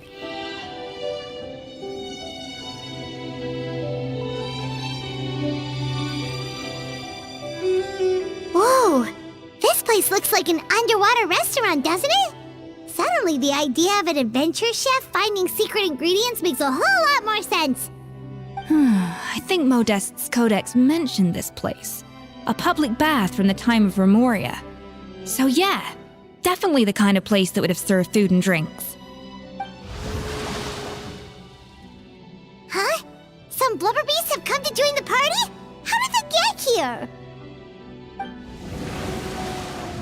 They were surprised. Aw, they ran off. So they're not used to seeing humans. Let's head further in. That could be easier said than done. Something's blocking the entrance. Well, did Modeste mention it in his adventure logs by any chance? They must have gotten through somehow. Good point. Yes, that's right. It's coming back to me now. We prepared a banquet for our shy little guests, and as the food flowed away on the current, they broke into a joyous chorus, and the path opened to us. We have to feed the blubber beasts? With what? There's nothing here besides rocks, romaritime flowers, and lumitoile. See, this is why you should always bring snacks. You never know when you're gonna need them. Now we have to head all the way back to shore and grab some. There is no time for that. Romaritime flowers and lumitoile will have to do. They may not look appetizing to us, but who knows? They could be blubber beast delicacies. Wait, we're seriously gonna try this? Collect the flowers and live in totally in the surrounding area. Oh, we're actually doing this.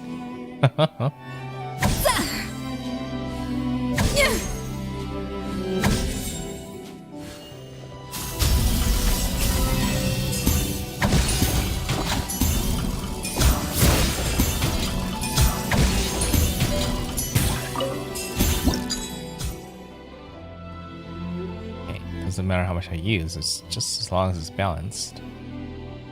So 4.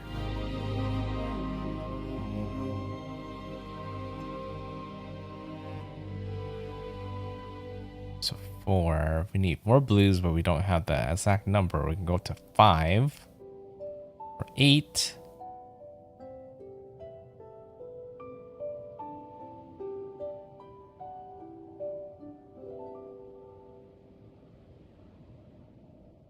And nope. I mean, the problem is if you look at how it's mirrored, it's both the same numbers.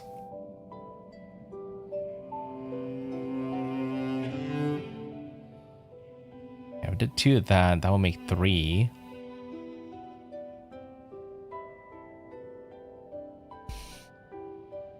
Seven. Okay, well, yeah, 7 minus 3. That's 4.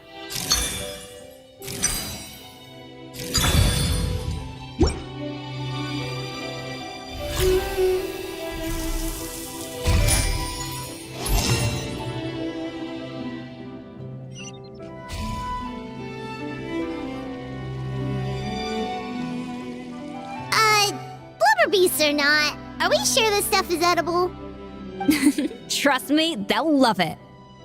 More pertinently, how do we actually feed it to them? Oh, good question. If we try to put them in the pool, we'll probably just scare them off again, and who knows how long they'll be gone. Yes, we can't afford to wait for them to double back.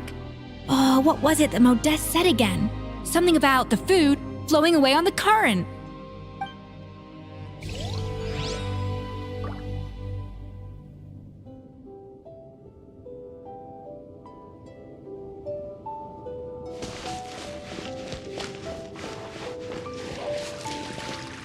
You just you can rotate it.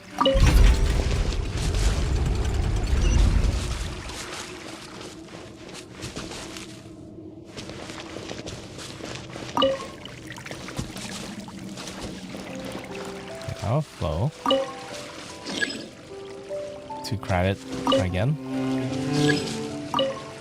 Guess it's just wait for it to finish. Wow, it's really singing! It must taste better than Paimon thought!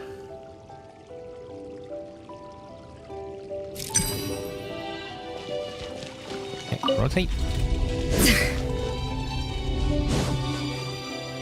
Do it again.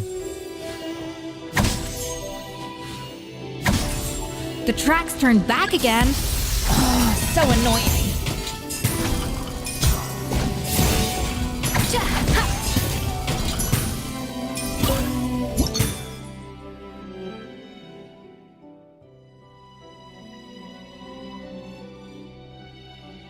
Oh, that's a lot. I mean, I just need to add 6, right?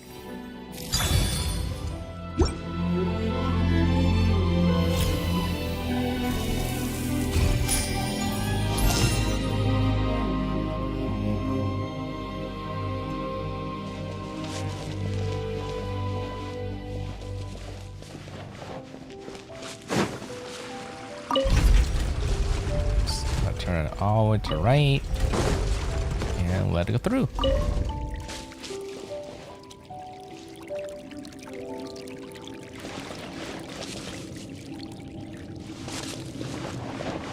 That should be a fancy setup for a restaurant.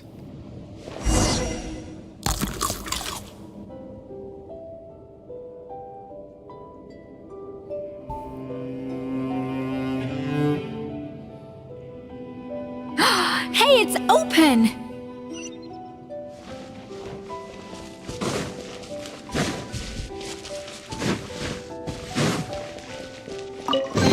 Okay. Thanks for the chest. Now to go further in. It's been a while since I've done something like this. Just dungeoning.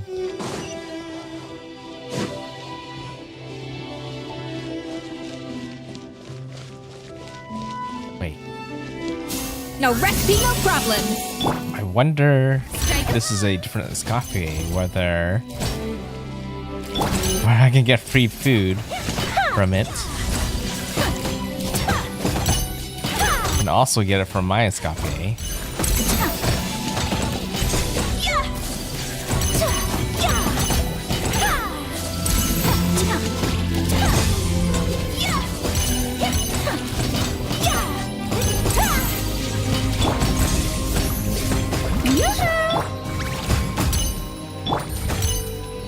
Here comes the cash.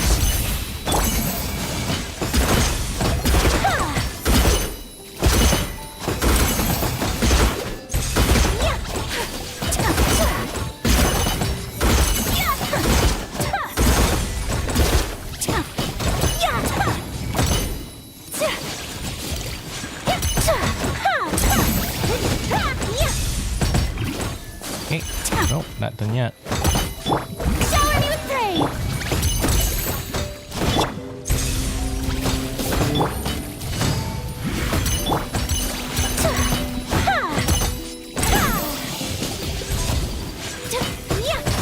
Okay, now I think it's done. A little moose boost!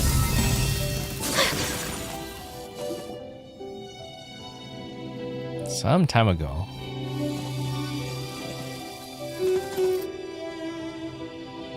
Funny that my tray is actually there. Hey, give me your water. Here. I said your water, the one you just drank out of? Sure.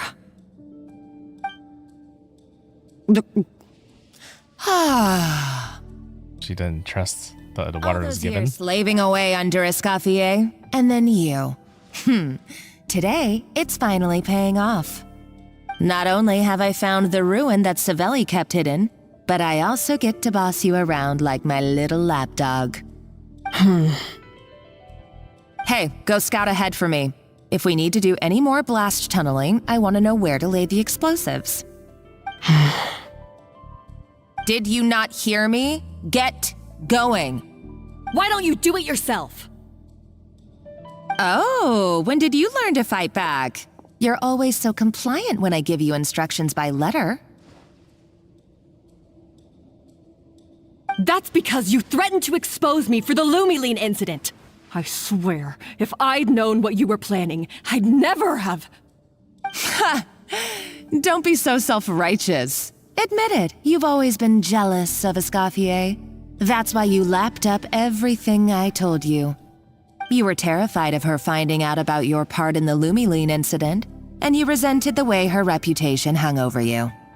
So you jumped at the chance to convince yourself that she was the villain, that she deliberately hid her secret recipes from you just to hold you back. It was the only excuse you needed to justify getting back at her. First, idolization, then jealousy, suspicion, and self-deception. That's what this comes down to. It was the same story with Savelli and my ancestor. He offered Modeste his friendship only to murder him out of vanity. He promised to explore the world with him, only to later destroy all records of their adventures. It's a miracle I even found this place. You have no idea the countless hours I spent piecing it all together. So you see, you're no better than Savelli. If you can't beat him, betray him, right?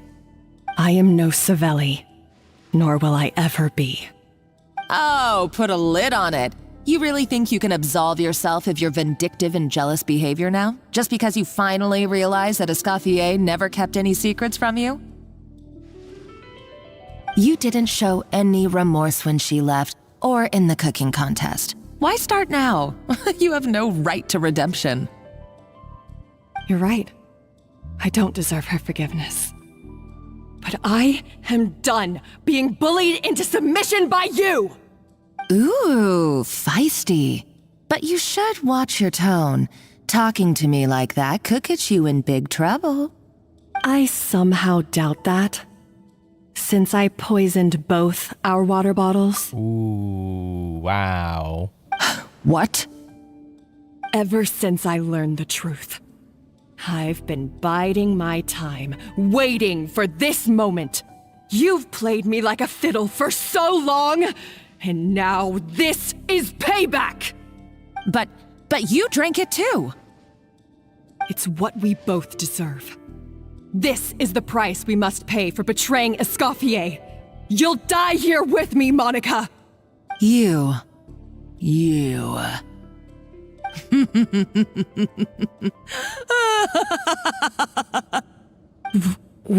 What's so funny? Oh, you're too much. I thought I'd play along for a bit just to amuse myself. You gave a very rousing performance. She not drink the water? I saw your dumb plan a mile off. There's no poison in these bottles, just clean, fresh water. No. Revenge is a dish best served cold, you know? Did you really think your half-baked plot would fool me? Man, what's with this 3D chess going on? You're a lousy chef, and you make a lousy villain too. A complete waste of space. No wonder you never amounted to anything. Everything I ever did was a failure. And now, I failed again, for the last time. I mean, it's a good thing she's still alive, though. Hey, why don't you try your hand at being a comedian in your next life? You got a good laugh out of me. But now the show's over. You should have just done like I asked, Savannah. All I wanted you to do was scout the ruins for me. But you had your chance, and now it's time to say goodbye. Stop right there! Let her go, Monica! We've got you surrounded! Escoffier? Ugh, looks like I'll have to keep you around for a little longer. You can't! Stay back if you want her alive! Escoffier and the Traveler. I can't take you both on in combat, but if you so much as flinch, I can end Savannah's life in a heartbeat. Monica, what are you hoping to achieve by this? You're about to commit murder, and for what? A recipe? Yeah, this is very dramatic. But I guess she's after the money, but even if you get the money at this point, it's gonna be hard to get away with the crime unless she's trying to run away with the money. But still, that's only how far she's gonna get with this whole plot. A recipe? You chefs are all blinded by your myopic focus on kitchen affairs. Well, some of us actually have bigger fish to fry. Modeste had a secret. The truth behind his so-called genius, the je ne sais quoi factor in his Gâteau de Bourg, and it's right here in these ruins. Are you serious? You're here because of a Gâteau de Bois obsession? You've gone completely mad. I couldn't care less about the cake itself. No, the real treasure is the secret ingredient that Modeste sourced from these ruins. He and Savelle were fools. A priceless treasure of Remoria in the palms of their hands, and they thought, ooh, this would go great in our cake mix. We're talking about a powerful stimulant that also sharpens the senses. That's no cooking ingredient. It's a groundbreaking drug. That's right, I've done my research. It was a drug that Remoria developed for their war machine. I could make a killing by selling it to the treasure hoarders or the Fatui. Yeah, somehow I'm starting to think that it was Monica who, like, drugged the ingredient itself and then framed Savannah. Will you listen to yourself? You're completely delusional. My eyes are wide open. Just wait till I get my hands on this treasure. You'll see what a fool you've been.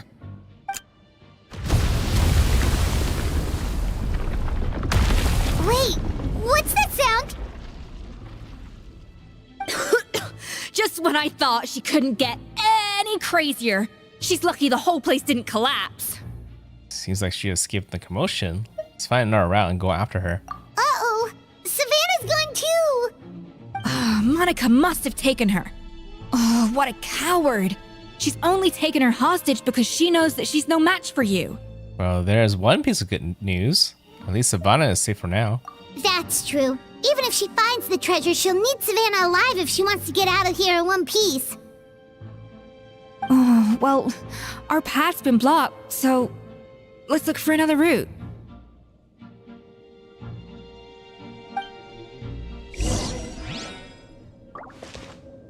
A drug that's even worse than the drug that she used on the ingredient. The water looks pretty deep here. Maybe it leads somewhere. Oh. I see. So you want to actually go in the water.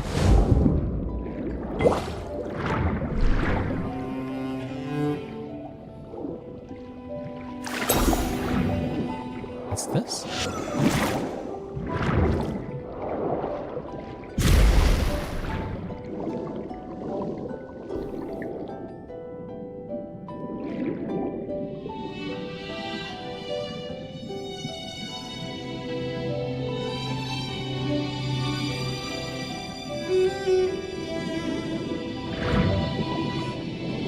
Oh, it's a chest.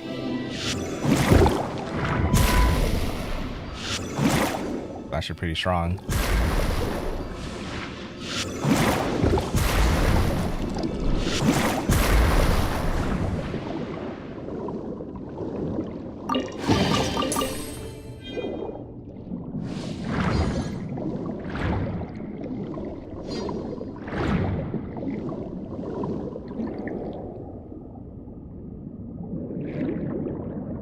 That's an interesting statue.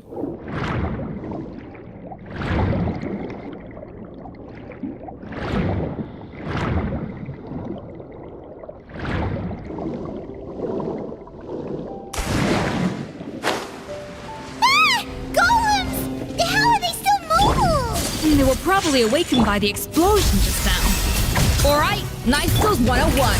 Time for some rough chopping. Oh, using freeze against these guys, huh?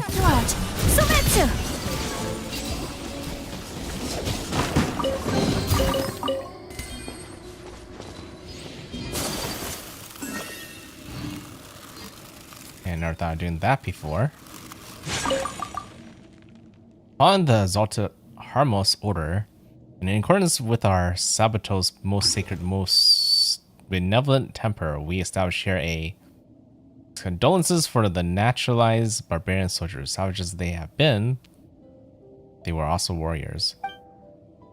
With the secret treasure granted graciously, the warriors' boldly desires are satisfied, that they may fight on with 100-fold bravery.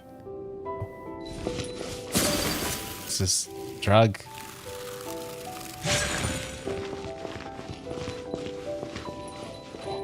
Used on warriors back in the past.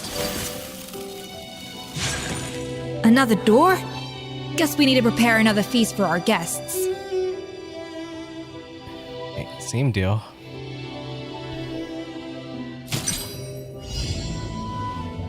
Yeah!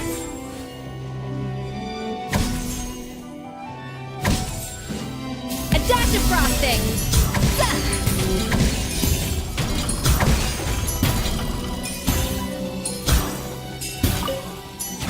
2. Bunch of high numbers. You can use 6. No, we can't. We don't have a 4 on our side. 11. The problem is that's a lot of high numbers. I think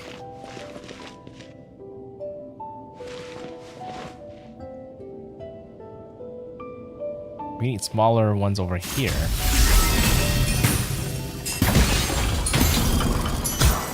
There you go, that would do. 5, and then 3.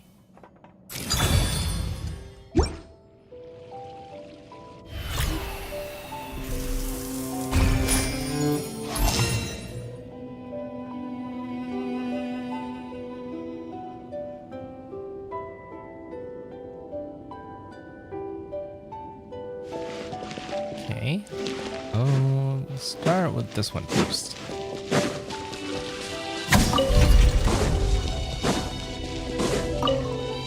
Easiest one to handle.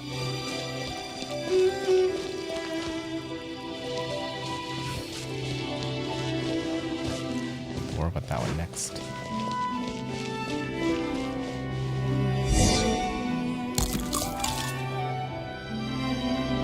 It seems to really like the texture of Rome maritime flowers.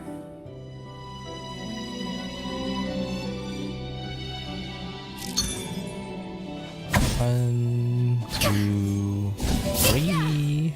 Yeah, these probably want to do each first. Okay, 3. 3. It's fine, I can work with this.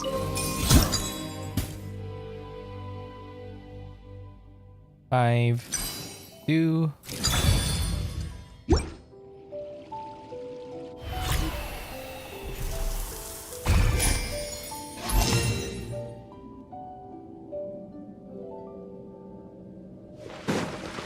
I need just this. There. Go there. Again. I'll go through.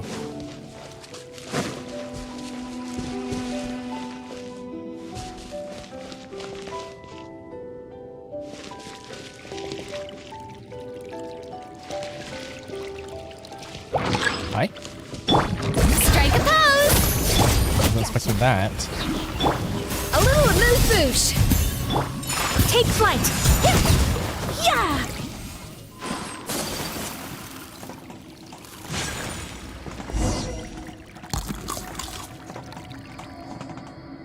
I never knew you could process Lumitwol like that. Alright, I've got to jot this down. Lumitwols and maritime flowers.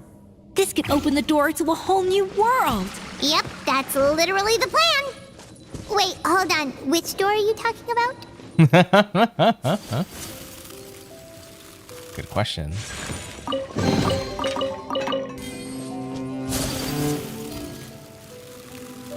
Technically, those ingredients seems like it's kind of banned from cooking.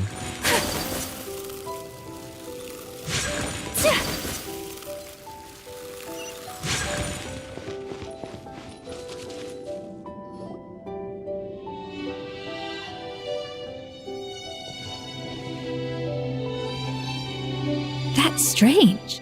These don't look Romorian to me. More like last century Fontaine. Don't look worn either. They haven't left by previous adventurers? Adventurers from last century Fontaine, huh? Oh, Modeste and Savelli, do you think they camped here? By the looks of it, this was a one-person camp. They adventured together, But maybe one of them came back alone at a later date. Must be Savali after Modest died. Smartmuch around. Might have left a journal or something. You really think so? Trust our adventurers' instincts. We're pros at this stuff, just like you're a pro in the kitchen. Well, I'm a pro at least. Okay, well, the Traveler has more adventuring experience overall, but Paimon's definitely a pro rummager from all those treasure chests. And Bingo found it. Darn it! Paimon was just about to show off her rummaging skills. Huh, no kidding. Are all adventurers so obsessed with journaling? I mean, I guess I take a lot of notes when I'm cooking as well, but I thought that was just me. Anyway, let's find out who was here. It's been years since I've last visited these ruins. It's exactly the way I remember it. This place probably hasn't changed in millennia. Sadly, up above, on dry land, everything has changed. The treasure of Remoria. That's what we used to call it. Modeste was right about its potential. It turned Gâteau de Bourg into a national sensation. Our limited stock of the substance meant that the gâteau could only be produced on a small scale, but this only drove up the popularity all the more. Modeste was right about that too. He predicted all of it. He was praised as a genius, while I, as the one person who'd ever disagreed with him, was labeled a talentless fool. Modeste tried his best to console me, but I knew better than anyone just how great the gulf was between us. Our conversations grew scarce, and we saw less and less of each other. I didn't fight it. He had new friends and a career of his own. Why invite further disdain by inserting myself where I did not belong? I told myself that maybe one day, when I finally created a masterpiece of my own, I'd be able to face him without shame. Then he died. Or maybe one day, when I've put these feelings of self-loathing behind me, I'd be able to ask him with a smile on my face, how about we go on one more adventure, for old time's sake? Unfortunately, that day will never come. So it was Savelli. From the sounds of it, he came back after Modeste had already died. Yeah. And Modeste probably died because of, that secret ingredient that he probably ingested a lot while testing out his creations. I always thought it was just a legend. But if it's true, then this must be the place where they found their secret ingredient, the birthplace of Gâteau de Bourg. In that case, what does that say about the death of Modeste? If it's all true, maybe Savelli really did have something to do with it. Well, let's keep reading. The taste of Gâteau de Bourg has changed. Modeste was convinced of this, even though everyone swore they couldn't tell. Being the perfectionist that he was, he refused to accept even the slightest flaw in his work. He stopped all sales of the product, locked himself away in the kitchen, and worked day and night, vowing to find out where he had gone wrong. Would I rather eat Escoffier's cooking or Zhang Ling's cooking? Probably Escoffier.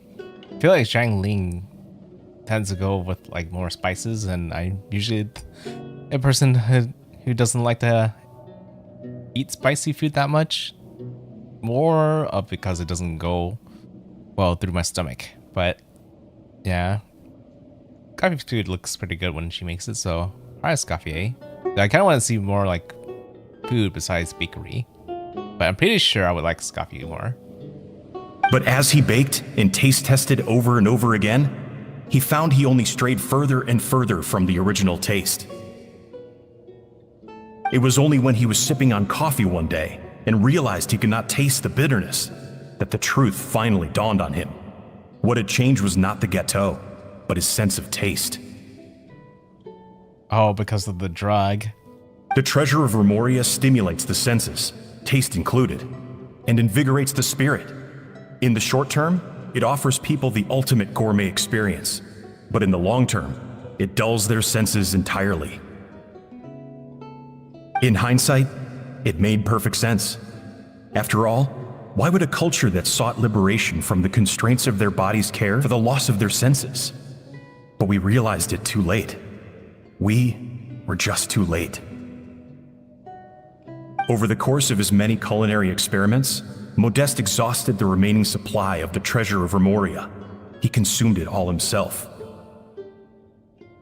The finest culinary talent of his generation now faced a future in which he would never be able to taste anything ever again. Finally, in despair, he took his own life. Ooh, that part I did not guess. Didn't know it ends with suicide. I just thought just maybe the drug was, when consumed too much, would eventually kill him somehow. And because we had become estranged, I could not be there to stop him, to offer some words of comfort, or even to say goodbye. Yet despite everything, he sent me his final letter. The treasure of Remoria? Guess Monica was really onto something. It really was a kind of drug. So, Modeste chose to end his own life. Then, why all the rumors that Savelli murdered him? Also, neither the Codex nor any other contemporary records make any mention of the treasure of Remoria. It's almost as if someone deliberately erased it from history. Modeste told me everything in his final letter. His was a tale of how even a genius could fail, and how much more devastating it is when it happens. Did he hope I would gain some personal catharsis from knowing the truth? Or maybe he wished for me to warn the public about the dangers of Gateau de Bourg, proving that I had been right all along. But if the public ever learned how Modeste's greatest triumph became his undoing, his fall from grace would be swift and merciless. 1 minute a genius, the next a joke. It would surely spell the end for his restaurant too. What would be his legacy then? How would future generations view everything we built together? I fear the scorn I have faced these last years would pale in comparison to the scorn shown to him by the history books. I cannot let that come to pass. I will do what I must to protect his name. It will mean tampering with his notes to remove the damning details, leaving mere fragments of our story behind. It may lead his family to suspect me of having a hand in his demise. But if that's the price of destroying all evidence of my crimes, then so be it. I would rather the world believe a tale of genius and jealousy than see his reputation in tatters. Wow. Something only a true friend would do. The final loose end is the evidence here, at the bottom of the sea. Oh no. Gotta stop Monica. Huh? What's wrong? Didn't we say Savannah should be safe for now? So we thought, but if Monica finds out what happened to the treasure, there's no telling what she might do.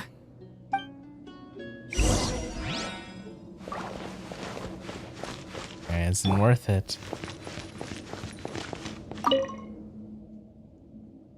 The parents who take the gradually lose part of there's no cause for worry. The desire to break free from the forms of flesh and blood is also the first step to guiding them towards accepting civilization. So, though this drug seems to have helped worse in the past, it also means they would gradually lose their senses and probably didn't end well for them, similar to like that chef.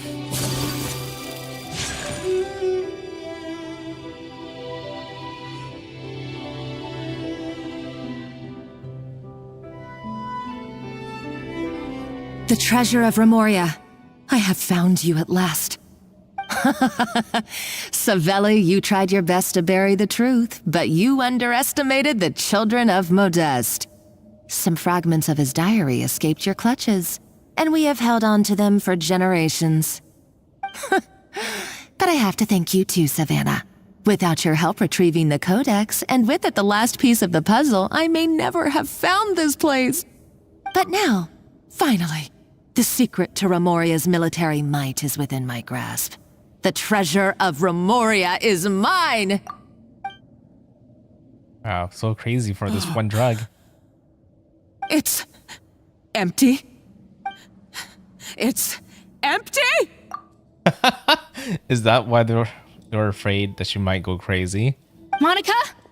Oh, we were seconds too late. Escoffier? What's the deal with that jar? Savelli's final act! He wanted to conceal the secret of the treasure forevermore and make sure it would never harm anyone again. So he just got rid of it? So he came here after his friend's death and destroyed every last shred that remained. This can't be happening. All the years I spent piecing together the truth. All my painstaking planning. All that for an empty jar? Monica, don't do anything stupid. This ruin is more dangerous than you realize. Oh, shut your pie hole! Praise be to Lord Remus. You barbarian shall be slain. Wait, did we make it? She's a nutcase! A liability to herself and everyone else! Yeah, that's true. It's up to us to clean up the mess she's made. Take these golems out! They're like kind of really easy to beat. Why is this place still shaking? Maybe it's because of the fighting, or maybe because Monica was too trigger happy with her explosives. She had explosives? Either way, it's all her fault. Enough chit-chat. Let's get out of here, Traveler Escoffier, come on! Okay, I'm coming. Huh? Oh, no you don't. If I can't get what I want, neither will any of you. Yeah, she's just playing crazy at this point. I've got nothing to show for my life's work so far. But if I can take another so-called genius down with me in my final moment, then it was all worth it. I mean, that's some desperation right there. You're a psycho!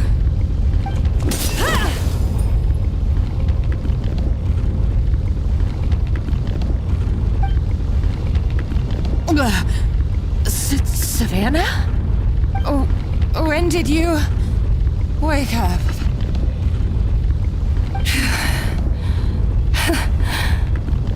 I may be a lousy chef, but it looks like I'm not a complete waste of space. Hey, it's time to go. We're out of time. Traveler? Okay, let's go!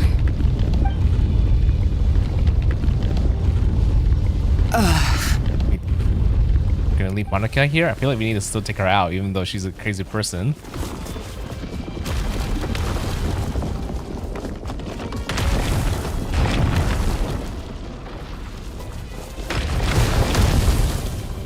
Maybe I'm just too...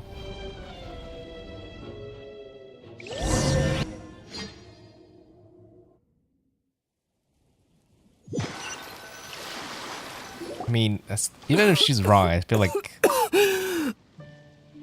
it just feels weird to just let her die right there, but I guess it's not completely like a % chance that she would die. She still could somehow survive, just very unlikely. Escoffier! Savannah! Traveler! And Paimon! Venejem! What are you all doing here? What did you expect us to do? Stay at the restaurant and sit on our merry derrieres? While the Traveler and Escoffier were out here risking their lives? We had to do something, even though that something ended up being, well, waiting for you here instead. I don't deserve any of you. And I certainly don't deserve to be your head chef. It was my fault Escoffier had to leave. Then I couldn't live up to her standards. I acted like a tyrant in the kitchen. And now I almost got myself killed. Oh, she doesn't know the truth then about how Monica tampered with the ingredients. It only makes sense based on like how they both went to get the ingredients, and Vanna somehow didn't know that it had that drug in it. Come back, Escoffier. Come and be our head chef again. I'll never be able to replace you. Okay, so everything I said to you the day I left, it just went in one ear and out the other? Huh? Sorry, I was kinda in my own head at the time. All I could think about was the Lumiline situation. What was it you said again? Forget it. It doesn't matter. Anyway, I didn't leave this job because of you. And you're not nearly as awful a chef as you think. If you were that bad, why would all your staff show up here for you? Escoffier's right. Sure, you nitpick our work and get us to do things over a lot.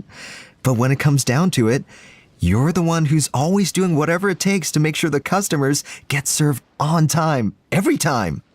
Things were pretty rough after Escoffier left, and Savannah's the only reason we've been able to make it through. Our customers know that Escoffier doesn't work for us anymore. But the fact is, they keep coming back. If that's not an endorsement of your work, I don't know what is. At the end of the day, we're all human, and we all make mistakes. All we can do is recognize where we get it wrong and do our best to improve. That's all that's humanly possible. No, I get what you're saying, but what I did to Firmin and to Escoffier, it's unforgivable. Well, about that, there's someone else here to see you, Chef. It's been a while, Chef Savannah. Firmin? I'm so sorry. I put far too much pressure on you, and the way I stubbornly refused to go and see you after you fell ill. There's no excuse. But I'm too late, aren't I? The damage is done. I heard that you can't even hold a kitchen knife anymore. Actually, I think I'm going to be just fine. Huh? We thought Firmin's problem was purely psychological in nature. But after the threat letter came to light, it got Firmin thinking. And then he remembered the tea that Monica used to give him every night. He was getting drugged by Monica? And as it turns out, she was lacing it with Lumiline the whole time. No way! Doesn't that cause nerve damage? It can. High doses pose a risk of serious nervous and sensory complications. But if you calculate the dosage carefully, you can control the extent of its effects. A small dose might simply make a person more emotional, whether that means more fragile or more hot-tempered. No wonder it seemed like you'd lost your edge. I asked my friends at the Fontaine Research Institute about it. They said that with the low dose I was taking, the risks are pretty small. They also fixed me up with some meds and said I should recover in no time. You're already sounding a lot more confident. Well, that's what happens when you give someone a little bit of hope to cling on to. There's more. We believe that Firmin was likely not Monica's only victim. You mean she poisoned me too? Oh, so that's why Savannah's been so irritable this whole time! Let's not be too quick to blame everything on the Lumiline. That stuff can only amplify what's already there. So tasty food will seem like the most delicious thing in the world, while food you don't particularly care for will become utterly revolting. So you better make sure you reflect on your behavior and apologize to every single person you've wronged. I will. I'm sorry. There's still one question that's really bugging me. Why is it that no matter what I do, my Gâteau de Bourg never tastes the same as yours? Is it just... is it because you're a genius and I'm not? Pretty sure it's not. that? It's probably something very small. It's because the heating element in your oven is broken, you silly goose. What? I mean, her fault. Is that it? I felt like something was off during the cooking contest. Once I got around to checking all the equipment, I noticed it right away. There was a half-degree discrepancy between the temperature setting and the actual temperature. Wow, just half a degree. That's all it takes to make the food not taste exactly the same. All the ovens in the whole kitchen had the same problem, which confused me at the time, but by this point, it's pretty obvious that Monica must have tampered with them. Really? I mean, that's only made sense if it's all affected, but what's the point? I would have figured it out the day of the bake-off, since the issue affected both our teams. But of course, Monica sabotaged mine so that could never happen. No. I spent so long trying to find out where I was going wrong, and then you pinpoint the problem in just one night? It all comes back to one simple, undeniable truth. You're a genius. And I'm just plain old Savannah. That's not particularly true. Escoffier did put a lot of hard work. Not like it just came to her easily. Oh, cut it out! Stop the woe is me act for a second and just think. I came up with this recipe. You don't think that might have something to do with it?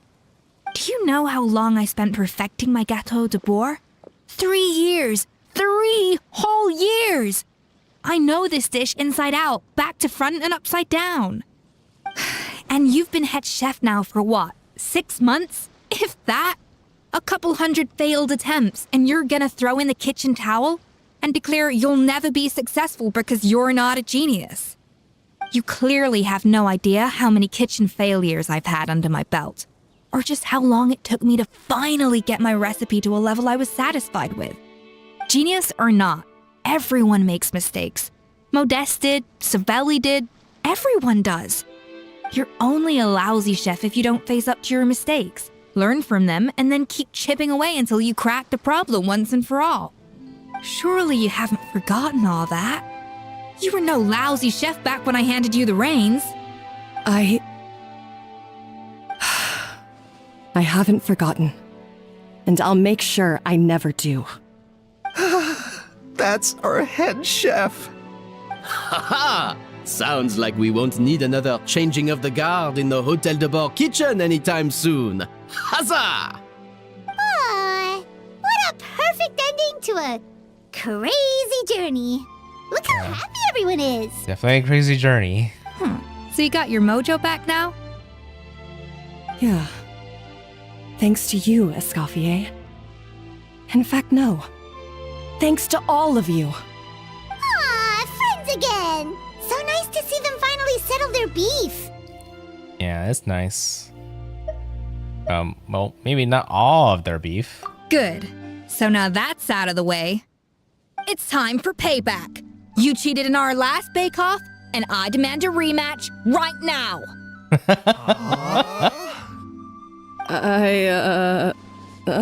Based on her pride now. But that was mostly Monica's fault, wasn't it? Right, and also, does it have to be right now? Savannah's only just got her mojo back, and you barely escaped from a death trap. No excuses. This is a cooking contest between 2 top chefs, and nothing will stand in its way. So grab your spatula and get ready, because this rematch is happening today, right now, this instant. Hey, so, this whole time you were salty about losing? The second cooking contest commences now! This time, no more games, and no holding back! Ooh. I mean, if they fix the oven temperatures, then technically shouldn't they all get like a 10 out of 10 at this point?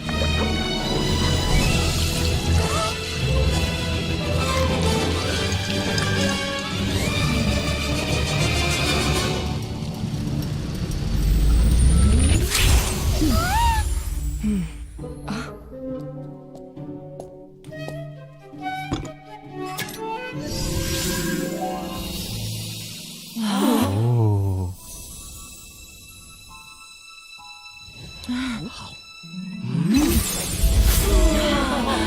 I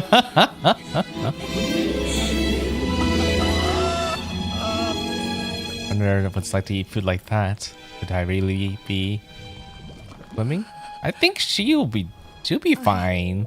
Feel like I don't have the right to be here. Just needs to have a little more confidence. What are you so afraid of? You can't unbake it now. And if you don't serve it, then good or bad, you'll never find out how to improve. If you're too scared to fail, you'll never know what real success tastes like. So? Embrace your failure. Taste it. Digest it. That's the way to success. I don't know. Sounds like it's easier said than done. I'll do it.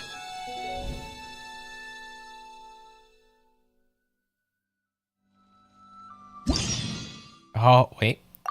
Just spending time for a reason happened. I want to know her food actually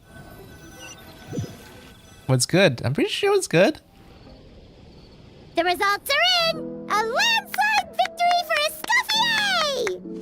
Escoffier! Yeah, she's probably gonna win no matter what. Piece of cake. Is her original recipe. She spent 3 years. I didn't think. I mean, I thought that wasn't really considered her tale, but okay. Yeah, she pretty happy. Oh yeah, look at that!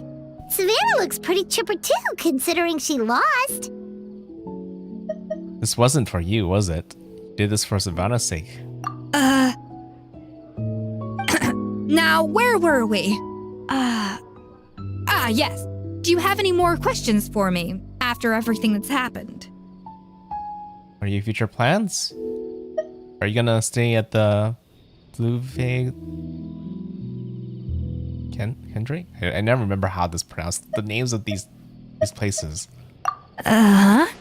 I thought Navia would have filled you in. And actually, I said all this to Savannah before I left. Although, as we saw, I don't think any of it sank in. I had 2 reasons for leaving. One was the food safety incident, of course, but the other was that the Hotel de Boer had reached a point where it didn't need me anymore. So I decided to step down and look for new opportunities to improve myself. Improve how? Well, a while back, I got to know a fellow chef from Niue, and in her, I saw so many new possibilities. Zhang Ling, okay. She has that same adventurous spirit that Modeste and Sibeli had in their youth. Slime mucus, lizard tails. With her, nothing's off the table. There's a whole world of new flavors out there waiting to be explored, hiding away in ingredients we overlook. Case in point, remember those Romaritime flowers down in the ruins? I used them in the cooking contest just now. Did you taste the difference? What? Paimon didn't notice at all. Half of the art of cooking is dissecting the recipes of previous chefs and figuring out the exact constellation of elements that gave their work its signature taste. And the other half, it lies in freeing yourself from the confines of the kitchen. You've got to go out and explore the endless possibilities out there. Uh-oh. Paimon's suddenly not sure she wants to try your cooking anymore. Well, I'm always down to be your taste tester. You should definitely make Paimon taste all of your experimental dishes. Hey! Don't worry, it's not going to be a free-for-all like in Modeste's time. Before I put anything into my food, I'll obviously do my research, make sure it doesn't contain any harmful substances. In the meantime, take this. It's a recipe for Petit Gâteau de Boer revised version. I tweaked it to suit your needs as busy adventurers. Hope you enjoy, and remember, feedback is always welcome. All right! So, do you ever see yourself returning to Hotel de Boer? Oh, of course. I've already promised Vanisham that I'll come back every once in a while to make sure the quality of the food remains at an acceptable level. Good luck to Savannah, I guess. still a little disappointed that we never got to see the treasure of Remoria. Surely Monica wouldn't have gotten drawn in so deeply if it wasn't for all the mystery surrounding the original Gâteau de Bourg. She practically dedicated her life to finding the lost pieces of Modeste's diary. Then went to all that trouble to infiltrate the Hotel de Bourg. And in the end, it was all for nothing. She sold her soul for a dream and had a rude awakening. Life's work became a grand exercise in fatality. Since you mentioned the treasure, between Modeste's writings and what we saw in those ruins, I think I may have figured out the truth. The so-called treasure of Remoria was most likely a substance that the Remorians extracted from Lumitoiles, better known to us as Lumiline. So it's the same thing. Huh? So then, why all the hype back in the early days of Gâteau de Bourg? Don't forget, it was a very different era. We could barely even refine sugar back then, so desserts were very much in their infancy. In a world of bland food, it's no wonder that the first thing to really excite people's taste buds took the world by storm. And as for the Lumiline, it may well have been somewhat valuable in ancient times. But these days, it's just another drug from the Fontaine Research Institute. Even if Savelli hadn't destroyed it all, I doubt it would be worth that much these days. So after all that, there was nothing in those ruins but worthless junk. Yeah, that's pretty much a good theory. Feels strange to say it, but Paimon almost feels sorry for Monica. She sacrificed it all only to get nothing in return. Well, she got exactly what she deserved. Yes, Paimon. Poor Monica. Hey! Huh? Navia? You just got back from that underwater ruin, right? Well, check it out. They ran a special issue. Did you see anything like this down there? Freshly unearthed from the ruins of Remoria. A magnificent jar thought to be over 1,000 years old. Experts say it has immense artistic and historical value. It could be worth an absolute fortune. And she broke that jar? Wait! Isn't that the jar they used to hold the treasure? If only it was still in one piece. Some butterfingers must have dropped it or something. Ugh, it's such a shame. There's an irony to all of that. Oh, so she could have at least got away with something, the one thing that was valuable down there. Treasure above all. I mean, kind of would have felt a little more better. Even if Monica was like a really bad person that she, you know, got out safely but was arrested and had to go to jail and stuff, I would have preferred that instead. So yeah, most likely Monica probably like tamper with those ingredients because she's hoping that, you know, to get Escoffier's codex, right, the cooking book recipe, and she needs to get her to leave in the first place to be able to get her hands on it. But Savannah got, you know, her hands on it first, or at least, well, they handed the book with to Escoffier, so that kind of ruined her plan. She thought the next chef would get it, and then she would somehow get her hands on it. So it just didn't work out.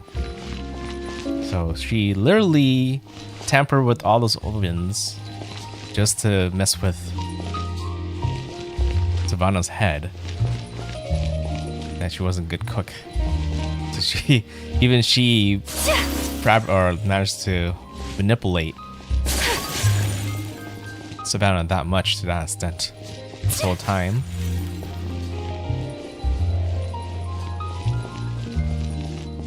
Yeah, it's crazy how just one mastermind could kind of do all that. But anyways, I do think the story was pretty good. I did enjoy it quite a bit.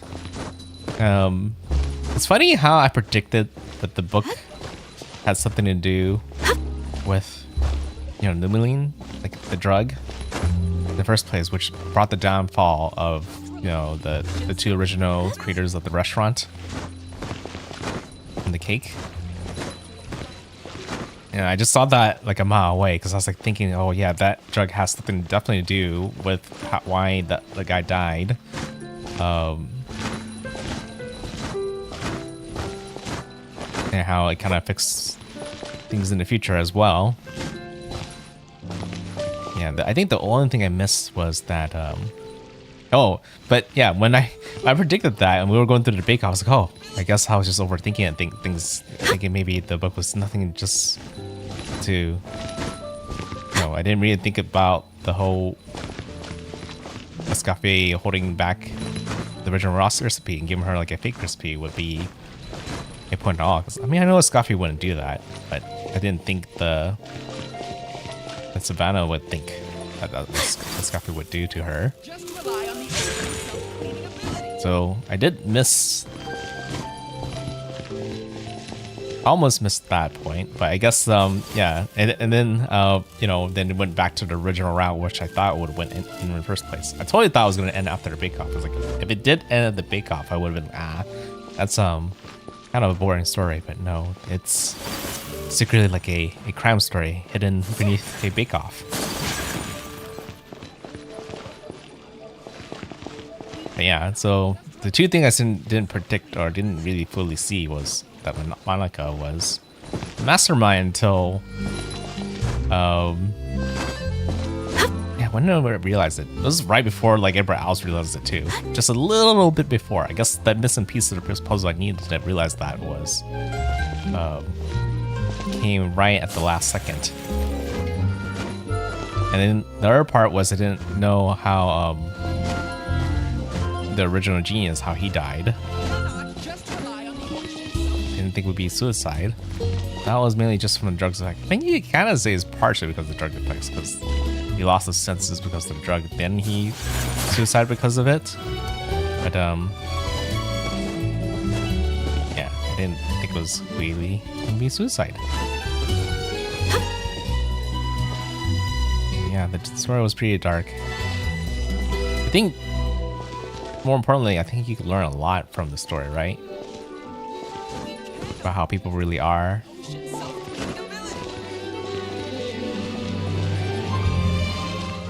And it's just very ironic that that jar that she broke was worth a lot. It was a real treasure this whole time, but we're after something that she already had this whole time.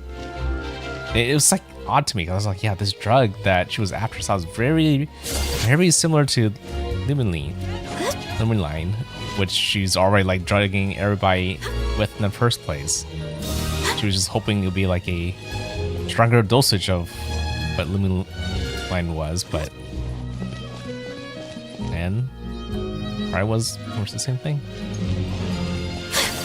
Oh well. Anyways, this whole Escoffier story has been going on for a while, for quite some time, and it definitely is a bit late for me to try to continue doing Whirling Waltz. Trying to think if I could stream Sunday night, then I would probably come back and try to stream it and finish it there and then, in case there's more story after I finish the actual management part of the event. But yeah, if it draws closer to the time and that day and it doesn't feel like I have enough time for it, then I'll probably just have to do it off stream. Because the next few days I feel like I would either just take a break or try to stream something else in the meantime. But yeah, well, we'll see.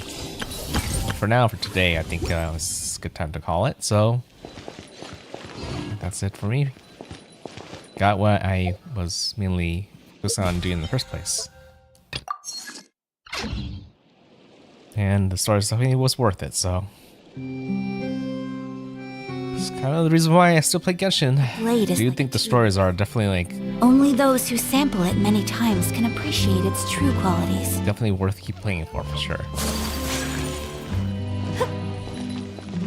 And there's still so many other things I need to play.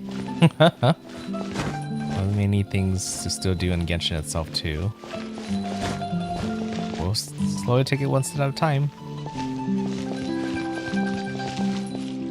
And hopefully I'll see you guys along the way. For now, thanks for watching.